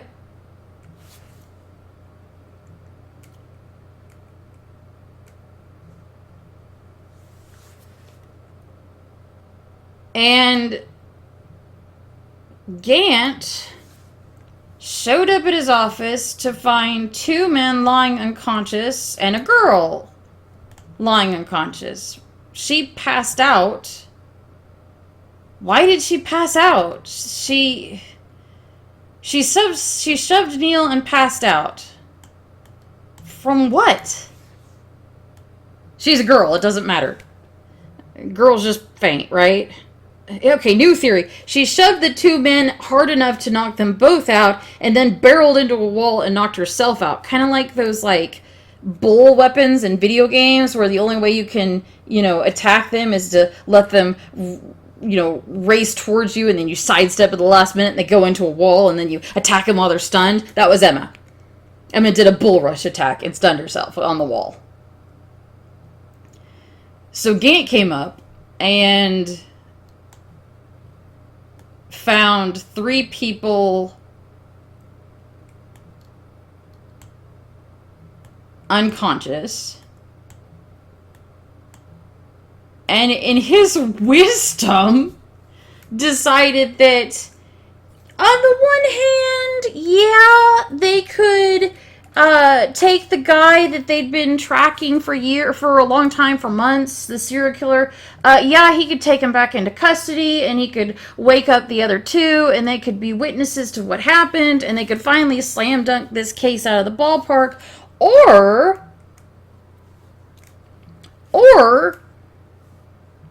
he could murder his co-worker and friend, Neil, in such a way that it looked like Emma killed him, as opposed to the serial killer in the room. And he could rely on Lana being so, frankly, not smart and corrupt that she would both fail to realize that Emma would immediately get off for it being a self-defense accident, and she would be corrupt enough to stage the scene to implicate Draco, or whatever his name was, Dark. I keep wanting to say Drake. And, okay, so Lana would be unintelligent enough to not realize Emma would get off, but she would also be intelligent enough to stage the scene perfectly in a way that wouldn't immediately be caught, and this would, of course, keep her indebted to Gant so that she would be his puppet and would do whatever he said forever and always. Which is a heck of a stretch. I see about 8 things wrong with that premise, but sure, okay. So Gant, in cold blood, and in the darkness, because the lights hadn't come back on, we know that because Lana said it was dark when she came up to investigate the room, and that the lights were still off. So in darkness, he located a handprint on Neil's shirt, vest, intuited that Emma must have shoved him. How he could have realized that Emma shoved him, I don't know. And again, it's pitch dark in the room. He cut the handprint off of the vest to save that as proof. And apparently, he correctly assumed no one would ever ask why there was a huge chunk of Neil's vest missing. He then picked up Neil and impaled him on the knight in an attempt to suggest that Emma pushed him onto the knight. This seems like a heck of a much harder leap than just stabbing Neil with a knife and putting the knife in Emma's hand and making it look like Emma, you know, maybe the men, one of them dropped their knife or had it knocked away, and Emma, in her panic and in the darkness, grabbed up the knife and stabbed one of the men, and just arranging the scene that way, which would have had the same impact in terms of making Lana think Emma was a murderer and making Lana want to protect and stage the scene. But no, instead we went, and plus it would probably be more prosecutable because girl stabs person accidentally is a little bit less of a slam dunk get off from girl shoves a man and he falls onto a sharp pointy thing that shouldn't have even been in the room. So he frames Emma in the least effective way possible. Oh, and the other nice thing is that wouldn't have required him taking a big cut out of the vest. He frames Emma in the least good way possible. And then he takes Neil's blood and writes Emma's name on a vase that Neil would not be able to reach as he was dangling from a piece of armor. Then, after having written Emma's name on the vase, which would have to be whole in order to write the name. You can't write a name on a broken vase. Then he broke the vase so he could take one of the pieces of the vase and hide it and keep it as leverage against Lana. Leverage that he will never use, by the way, because she didn't know he had either of those things. So he never once had to point out, like, she never said no to him in such a way that he had to point out that he has evidence against her. But we'll get to that later. He then just quietly left the scene and had faith that Lana would be the one who would come up next, as opposed to literally anyone else. Lana came up and instantly intuited that her sister was guilty of pushing Mr. Neil onto the suit of armor. There was absolutely no evidence of that. It could have been that Joe Dark pushed him onto the suit of armor. And because Emma's handprint had at that point been taken away from the scene, and Emma's name was not legible on the broken vest. So Lana just assumed that between the two of them, the strong man who was a serial killer and the weak girl who passed out from shock, that it was the weak girl who shoved Neil into the statue. Heck, Neil could have slipped or been clumsy and just reeled backwards into it on his own. No pushing required. But no, Lana assumed that Emma had killed him. Then Lana, despite being a top-notch, super intelligent detective and prosecutor, Lana doesn't have the presence of mind to realize that what happened was both self-defense and an accident, and Emma's a minor, so there is literally no way she'll see even a day in jail. Like, that's just not going to happen.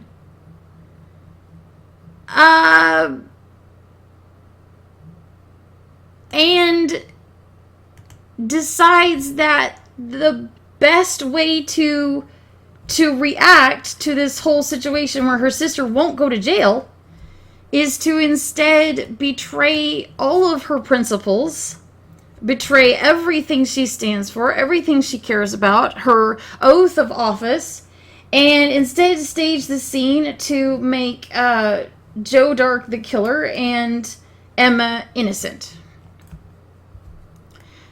She then, of her own initiative, calls Gant and says, "Gant, can you help me stage this scene?" And he does so, with her thinking that it was entirely her idea.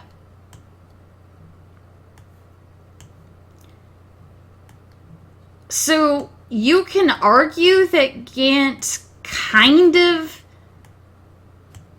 I don't even think it's entrapment, because I think for full, proper entrapment to have occurred, the officer has to give you the idea and kind of be like egging you on verbally. Gant didn't do that. He did stage the scene, but Lana totally made the decision to forge evidence and frame a man of a murder he didn't technically commit. So going to jail for that, hun.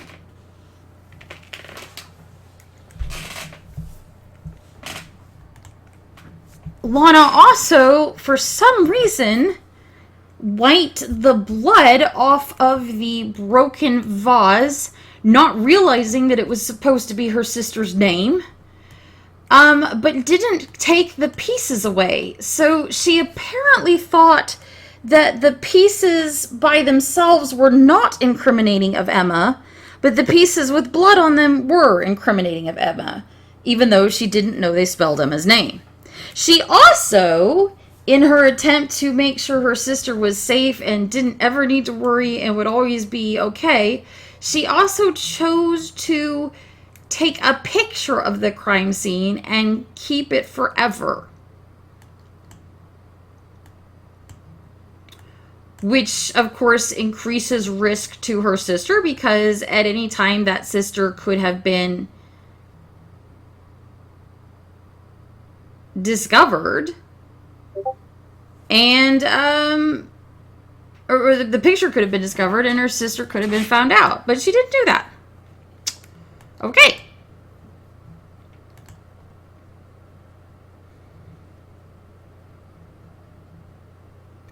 Lana told Gant, I guess, that in exchange for his help, she would basically become his personal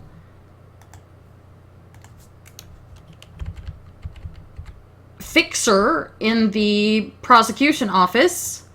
He arranged for her to be moved over there, and she obediently did whatever he said to do. And we have no idea what that entailed. Did she fix one case? Did she fix dozens? Did she fix literally every case she ever touched? We don't know.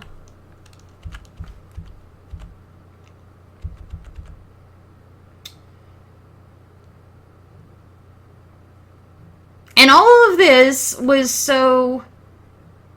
Meanwhile, she takes forged evidence to Edgeworth, and Edgeworth uses it. And this is supposed to be the source of all the rumors about Edgeworth using forged evidence that were in the first game before this DLC stuff was added. And apparently, Lana even kind of suggested to other people that Edgeworth was using forged evidence, which makes no sense, because the only forged evidence he used was forged evidence that she gave him and that nobody knew was forged. So this is like her... It's not even like there being a fart in the elevator and she pointed the finger at Edgeworth first to stay out of suspicion. This was like... Nobody knew there was a fart in the elevator, and Emma starts announcing, did somebody still smell a fart? I think Edgeworth farted. It was definitely Edgeworth who farted. And everyone's going, there was a fart? Yeah, there was definitely a fart, and I think Edgeworth did it. Like,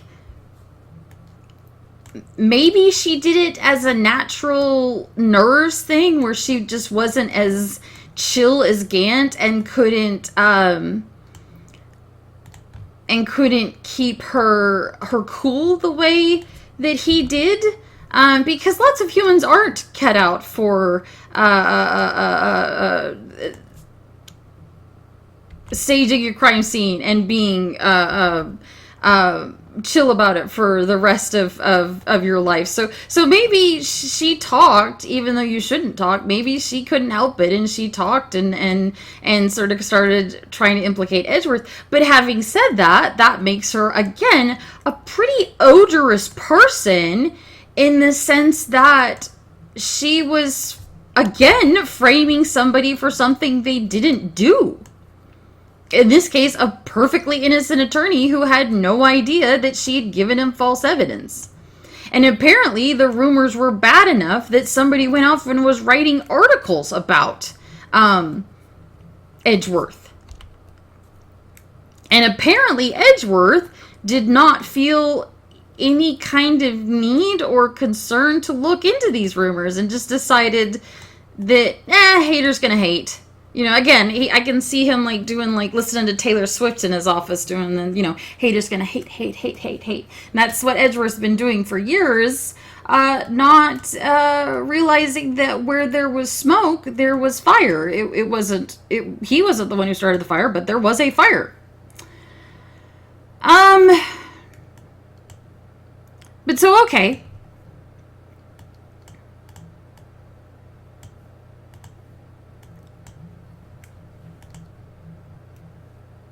Oh, and the other thing is, Emma not only conveniently passed out, Emma conveniently lost all her memory of the situation, which is very fortunate for Lana and Gant, because if she hadn't lost her memory and had decided to make a thing out of it, then that would have put both Lana and Gant in prison right away. And the forged evidence for Dark was necessary because the fact that he'd literally come in to confess for his other crimes, wouldn't hold up in court? I don't know, guys. It's I don't know.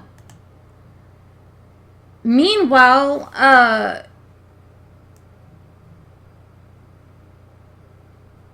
because Emma drew on the evidence list, rather than fill out a new evidence list, which wouldn't have been difficult, Gant decided to cut it in half in order to hide the drawing. And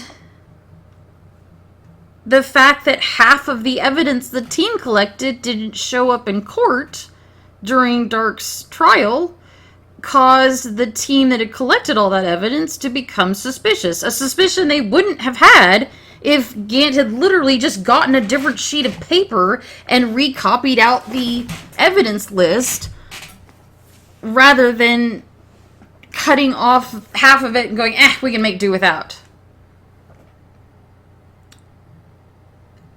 Because the team was suspicious, Angel was fired, and Jake Marshall was demoted to a patrolman. I thought that Goodman was left alone because I thought Goodman was either in on it or complacent or being blackmailed for something else. But apparently not. Apparently Goodman just drew the straw that said, we had to leave one of them alone, so, Goodman, whatever. I guess?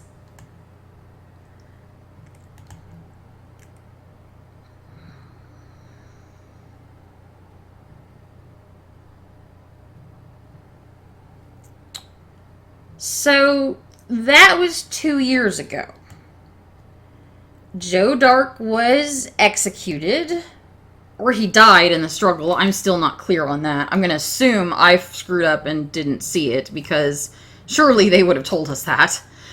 So Joe Dark is dead.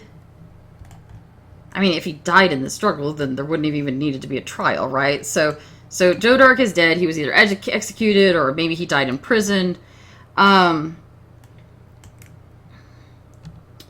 It's 2 years later. It's the day of the evidence transferal.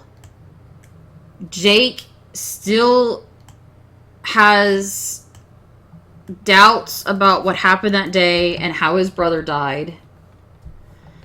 Jake steals Goodman's ID in order to get into the evidence room.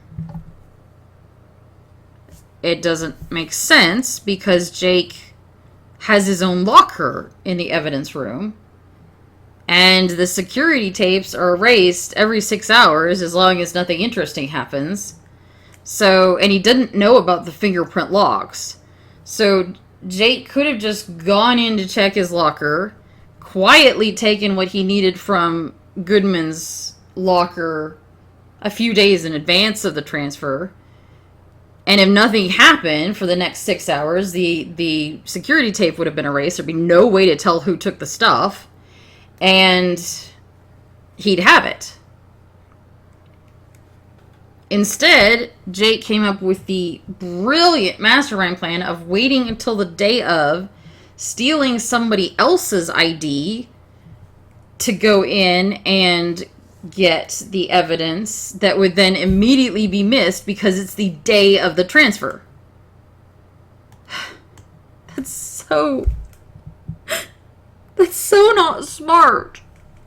And you can't even chalk it up to, well, Jake isn't very smart. He'd been obsessing about this for 2 years. You're telling me that for 2 years, he never once was tempted to just go grab the evidence out of Goodman's locker while he was in there getting something else out of his own locker? Like, that's what you want me to believe?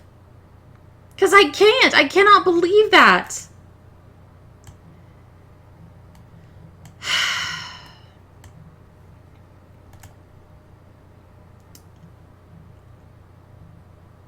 After Goodman's ID was stolen, but before Jake used it, because when you steal an ID, the best thing you do is to just sit around with it in your pocket for a while and wait for the crime to be discovered and called in and possibly the ID to be turned off.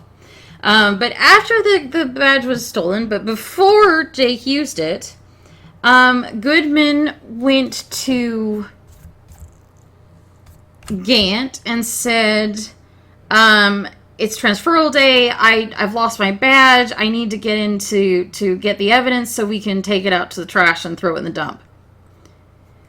And that would have been all she wrote if Goodman had stuck with that. But as he was pulling things out of the safe, he looked at Gant and said, honestly, maybe we should give this to Jake. I think I will. And instead of Gant calmly trying to talk him out of it, or, subtly pressuring or threatening him, or, pulling out the trump card of blackmail that he has on Goodman, because surely he would have collected something in these years in between, knowing that Goodman could someday be a threat. Instead of doing any of that, Gant grabbed the knife from the evidence locker and in a furious rage stabbed Goodman to death. As one does, apparently.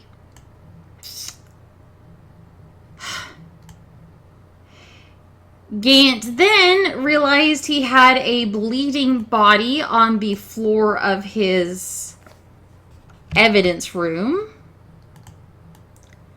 So he somehow, God knows how,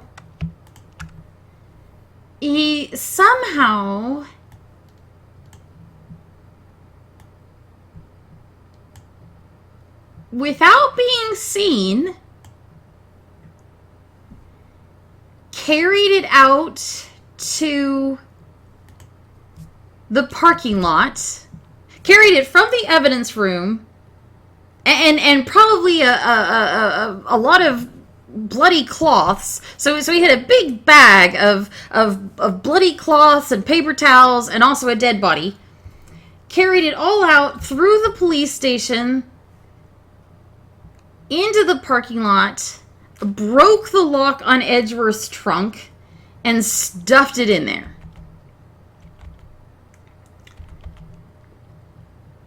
Then he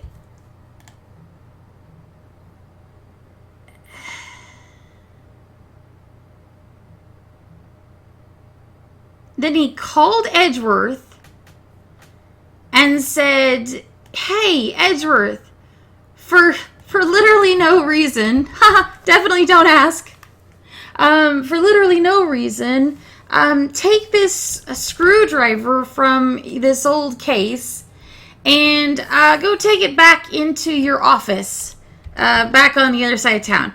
Don't ask why, because I don't have a good reason why. But do that. Do me a solid and take this screwdriver and take it back to your office. Edgeworth did so. Drove his car from the cop building to the prosecutor's office, unaware that Goodman's body was in his trunk. What's really great about this is I actually have a rental car this week because somebody rear-ended me when I was on the road, rear-ended my car, and I had to take it to a body shop. And the body shop has had it for several days. And so the insurance, the car insurance that's paying for the repairs on my car, because I wasn't at fault, the other person was, and they had insurance, thank goodness. The insurance is paying for a rental car for me to use in the interim so I can still get around. The rental car is not one I'm used to. I'm used to my car.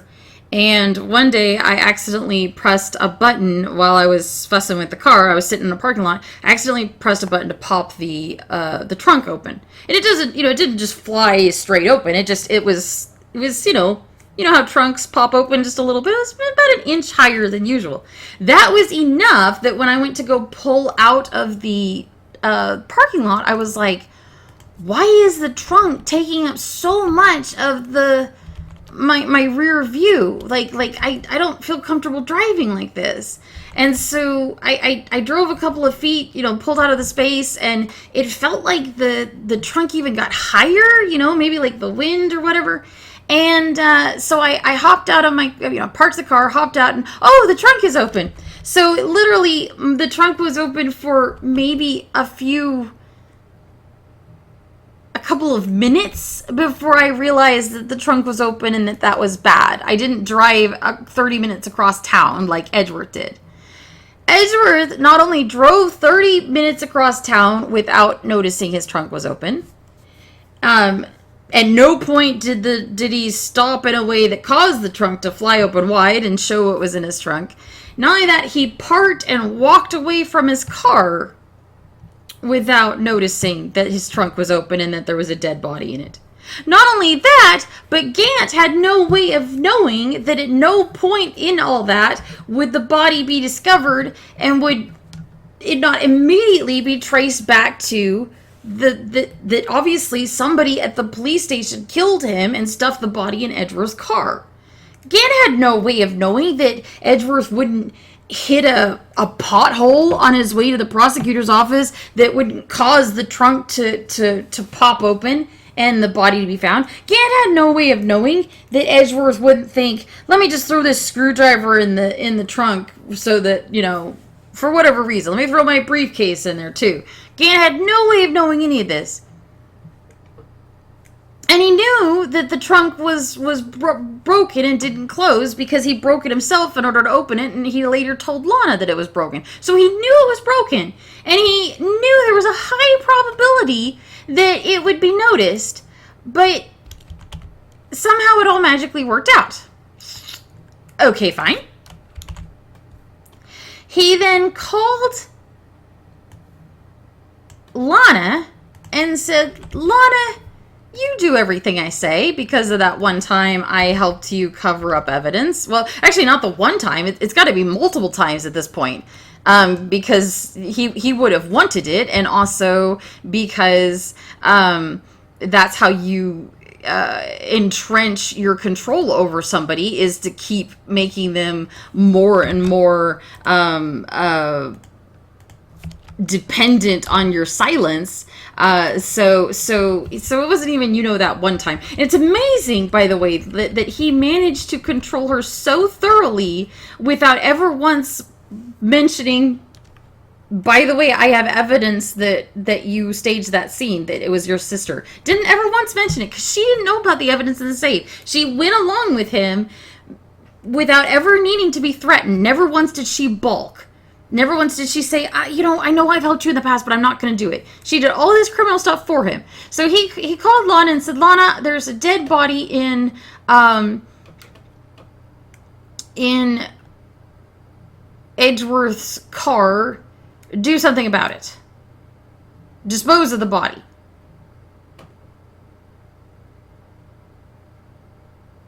Why didn't he just put it in Lana's car?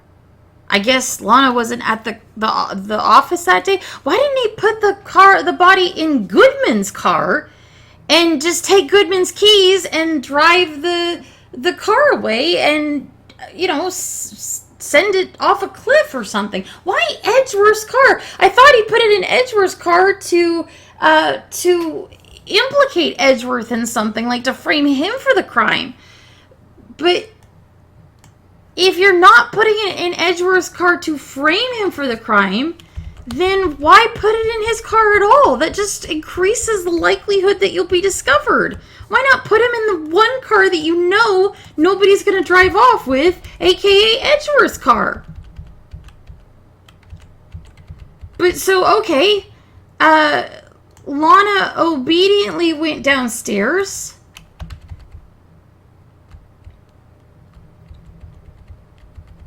Saw the body she was supposed to dispose of, and instead of quickly and efficiently transferring it to her car in order to dispose of it as she was told, she noticed that the knife was the SL9 knife and didn't want SL9 to come up again because she's trying to protect Emma. So she pulled a knife out of Edgeworth's trunk and took that moment and that time to re-stab the body with that instead of doing it somewhere else as she was disposing of it. Because that was definitely what was important right then and there in that moment.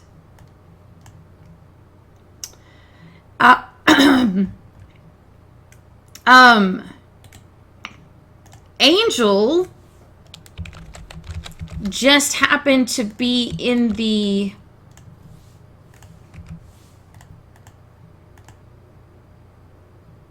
and Emma, or sorry, Lana wrapped up the knife and shoved it in the exhaust pipe.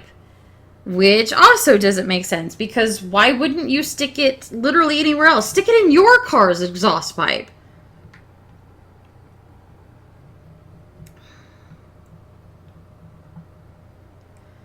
So Angel noticed Lana stabbing Goodman right then and there in a way that doesn't make sense, again. And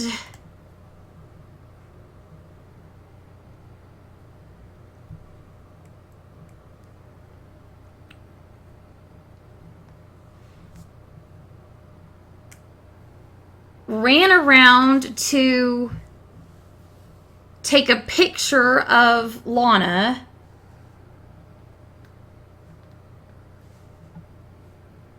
and tackle her. Lana tried to call Emma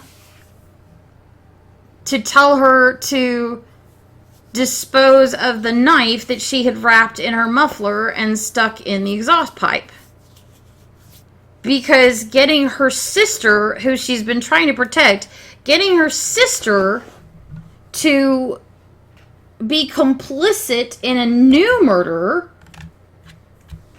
is definitely how you best protect said sister.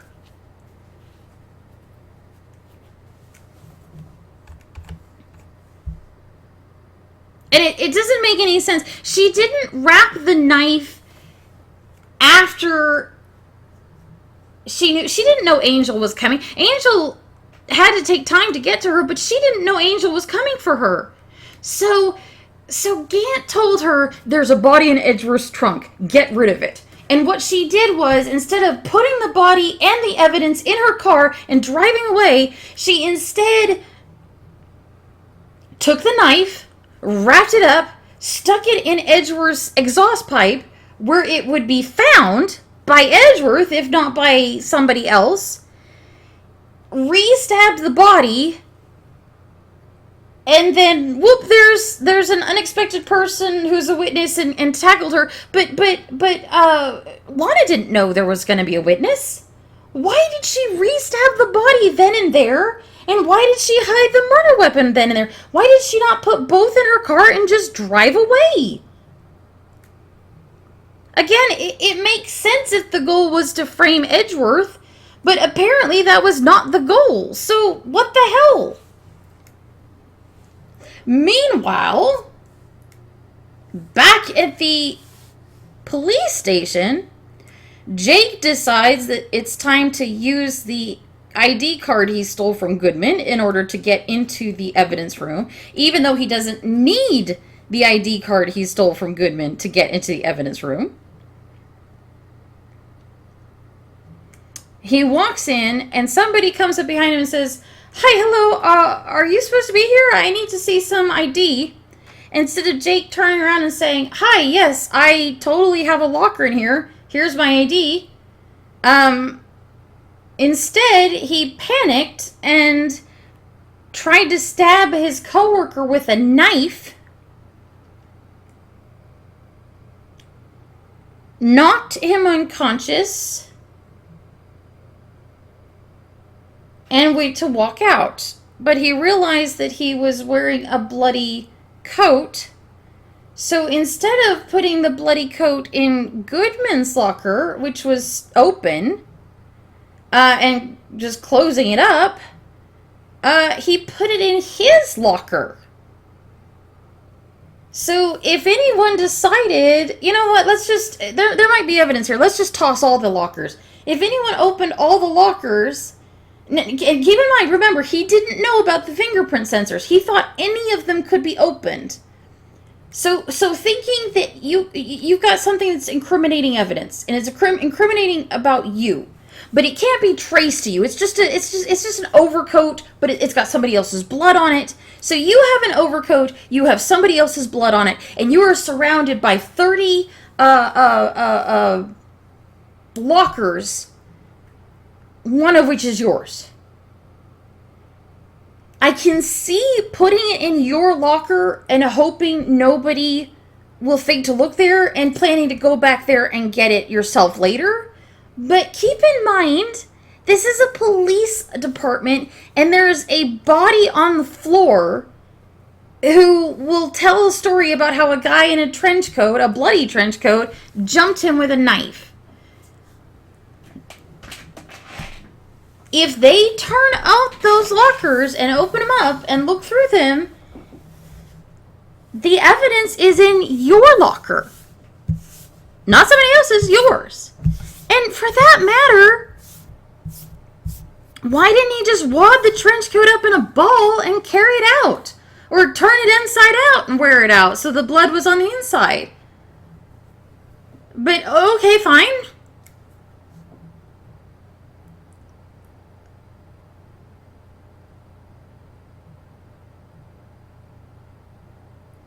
And then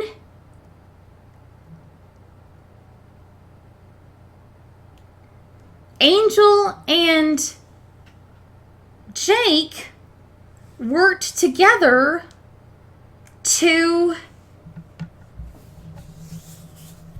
help throw Lana in prison, even though Jake at least had to know that the situation was more complicated than it looked. And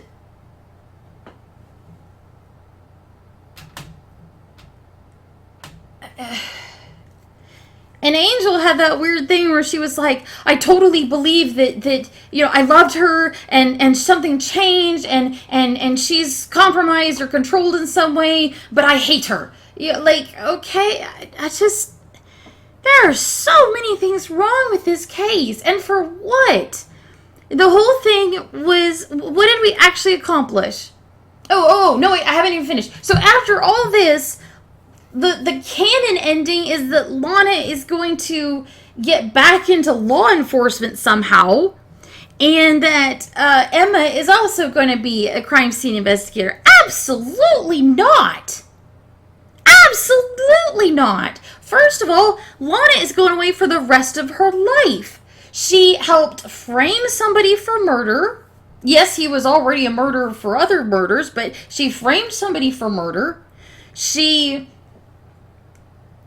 was an accomplice in another murder. The fact that she was being blackmailed, A, isn't relevant, not really, and B, it doesn't sound like Gant was threatening her, because he never even pointed out that he had evidence on Emma, because that came as a surprise to Lana, so she was just obeying him.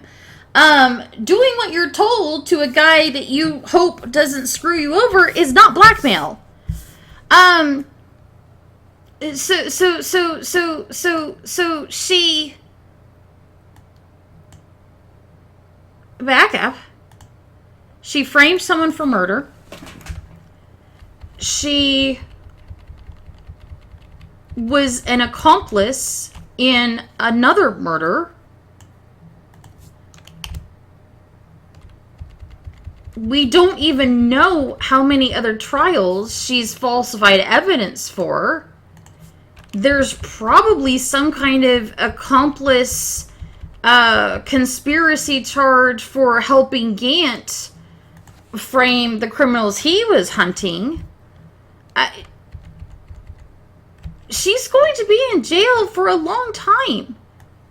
If they let her out, people would riot. Here is a corrupt prosecutor who was throwing people in jail. There's no way they can let her off lightly. They have to throw the book at her. They cannot let her off lightly. They must throw the book at her. There is no other way. So she's not coming back out. She's gonna be in jail until she leaves in a pine box. Those are her options.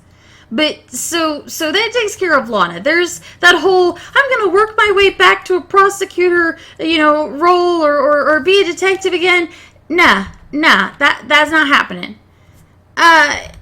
Second of all, Emma is technically innocent. Having said that, nobody is gonna care. Emma is involved, however against her awareness, Emma is involved in the falsification of a crime scene. Yeah, she didn't ask for that. Yeah, she didn't know about it, but you can't prove she didn't ask for it. You can't prove she didn't know about it. So she's involved in this thing. She's not getting a job in this area. That ship has sailed. And since she wanted to be that even back in the day, when Lana was falsifying the scene, she knew she was screwing her sister's dreams and ambitions over. I mean, I get doing it to save her from prison, but still new.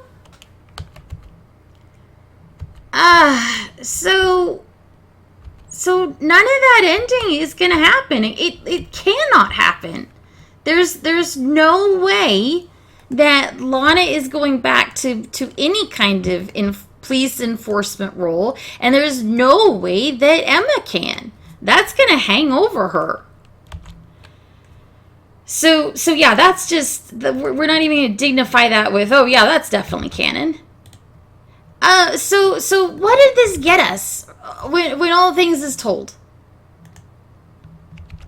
We whitewashed with a nice coat of paint Edgeworth's backstory so that he actually didn't use false evidence. What really happened was somebody else used false evidence and then accused him of it, even though that just outed her and in no way made any sense whatsoever. It quote unquote fixed Edgeworth's backstory in a way that I don't like. I would have much preferred him grappling with the reality of what he did and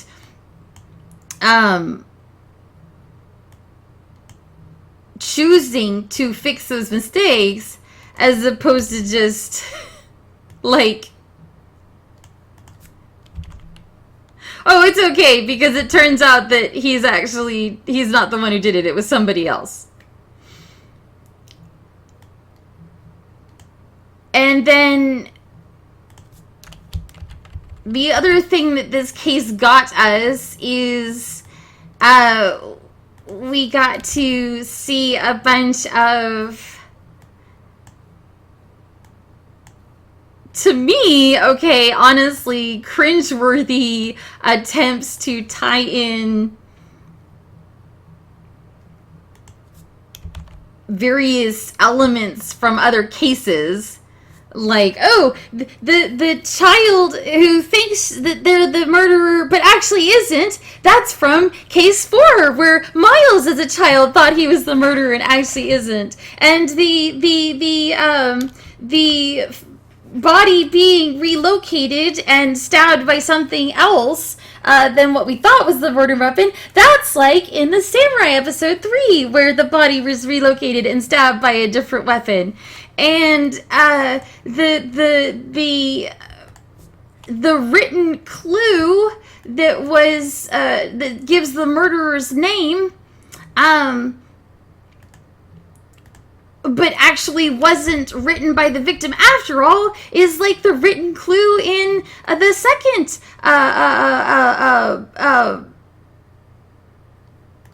episode, where it looks like Mia wrote Maya's name, but she actually didn't. Like, what was there a callback from episode 1? Episode 1 is so short. That was the one where you defend Larry. And how did we get that one? That one was by there was a power outage in episode 1. So there was a power outage in this one too. So maybe that's I'm sure we can come up with another link. But so yeah, that really, really felt like all the other cases I felt were really well written. They were tight. At the end it was like, oh yeah, okay, that makes sense. There's a few things that I have nitpicks about in terms of particularly the camera and the security camera in episode 3 with the samurai episode. That doesn't make a lot of sense. The security camera should have caught the director and producer as they went to Studio 2, and it should have got, the other bigwigs there. I also don't really understand why this security record why it caught Cody first when Cody was following the Steel Samurai. I mean, I know why it caught Cody first. In gameplay terms, it was because the Steel Samurai picture needed to be picture number 2 so that we could go, well, where's picture number 1? And if it was picture number 1, then we wouldn't have been able to deduce that there was a picture number 2, because the one doesn't imply the presence of the other. So, but that said, it doesn't actually make sense that Cody would be captured on film first if he was following behind the samurai. And also, again, the director and the producer going to Studio 2, they should have been caught on tape as well. And those should have had stamps, 1, 2, 3, 4, 5, or whatever. So the camera in episode 3 had issues, but for the most part, the stories were tight. The evidence made sense. The stories were, in my opinion, good stories that worked well. The first 4 episodes. This one is full of so many loose ends that don't make sense. Several times where something was clearly done in order for the case to work the way it did, but it didn't make sense. Like, for instance, drawing Emma's name on the vase and then destroying the vase. That was obviously a game decision so that you could find the pieces of the vase and put them together. But in context of what he was doing, it made no sense. And it felt very profoundly fanficky with the, constant references to other characters in the game, like the bellboy coming over to deliver Edgeworth's tea, the gifts from Old Bag and everything. Like, all of that just felt very, very fanficky. And then, of course, just the thing where Edgeworth is now an innocent baby who never did anything wrong, and it's just, I would have much preferred seeing him grapple with it as opposed to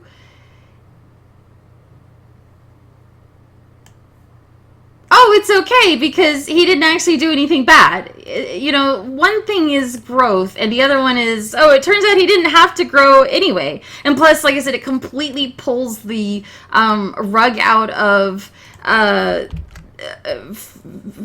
Phoenix's story, because Phoenix became a prosecutor, or sorry, a defense attorney. Phoenix became a defense attorney to reach Miles and talk to him about, dude, falsifying evidence is bad. You taught me that. What are you doing? And actually, it turns out that now it's that was just a hilarious mistake, because it turns out he was innocent all this time. So yeah, I don't like that. I don't like the derail. I don't like the ending where Miles still, they try to have their cake and eat it too, where Miles is like, actually, I'm not okay with what I've been complicit in, and I think it's time to reevaluate what I am and what I've been doing, because I didn't notice that I was in a den of how do we say the word, people who falsify evidence. I didn't notice with my mentor, and I didn't notice with the chief of police, and I'm concerned about the fact that I didn't notice those things. And he did. He had that moment, and I think he should have had that actually before in episode 4. But he had that moment, and the game just kind of tried to yank it away from him with like, no, but really, you're fine, and it's good. And it's like, no, he's not fine. It's not good. He shouldn't brush this off and just, oh, well, the important thing is that I can be a good prosecutor and help from the inside. Like, maybe you can't fix this from the inside. Maybe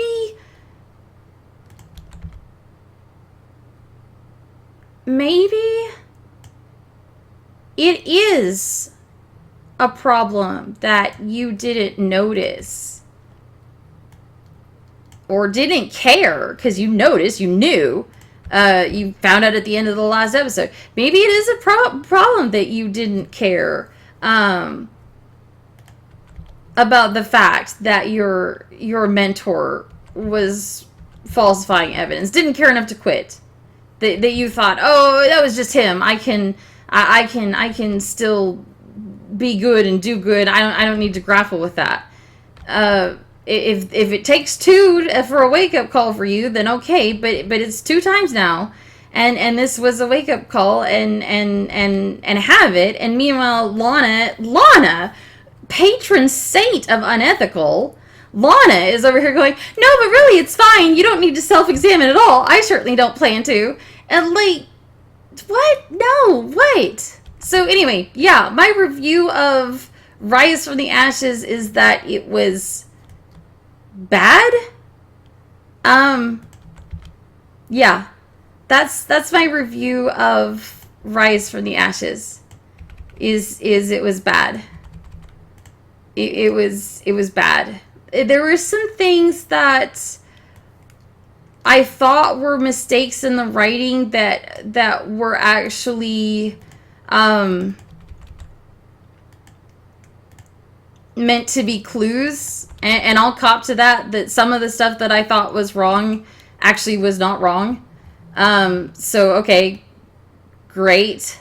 But even allowing for the fact that some of the stuff I thought were clues, or some of the stuff that I thought was wrong and bad writing was actually clues that you were supposed to notice didn't make any sense, even allowing for that fact, I still maintained that overall that was a bad episode. But now we're done with it. It's over. And assuming that you haven't unsubscribed from me and moved on to a world without Phoenix Wright, I hope you haven't. Assuming all that, we are now in a position where we can play the next game. So I'm very excited about that. So this has been Phoenix Wright Ace Attorney. It's a trilogy, but I think this is just the first game in the trilogy. Well, actually, I don't know. Oh, there's the extra. So where is the... Where's the rest of... Where's game 2? Is it continue? No? Was that the whole game? The whole trilogy? I thought we were just playing, like, the game 1.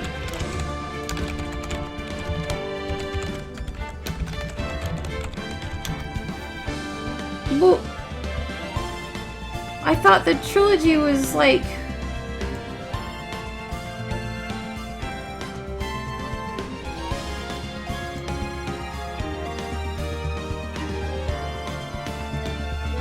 I think I completely misunderstood, because I thought we were just doing game 1.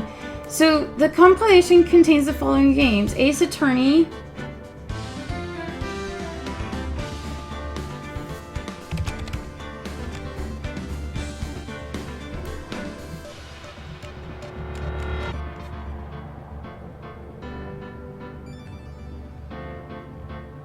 which has the first Turnabout Sisters. Yeah, I don't know how to get into the second game.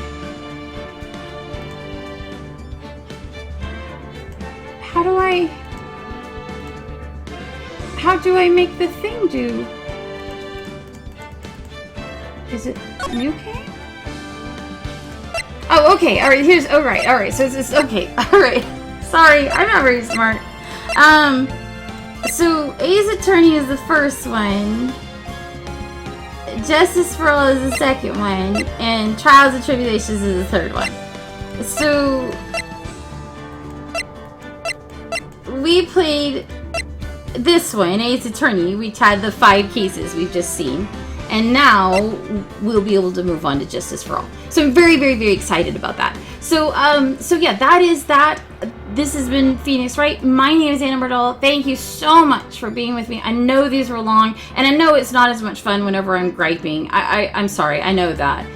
So thank you for staying along with me. I will not be griping in the next one, I'm sure, because I believe that Rise from the Ashes is the last one they made that was added to the first one. So I think when we go into Justice for All, the second one, we're going back to like the older, better writing that I liked for the first 4. Does that make sense? So I will not be complaining, and I do apologize for that. So I will see you in the next video, I hope.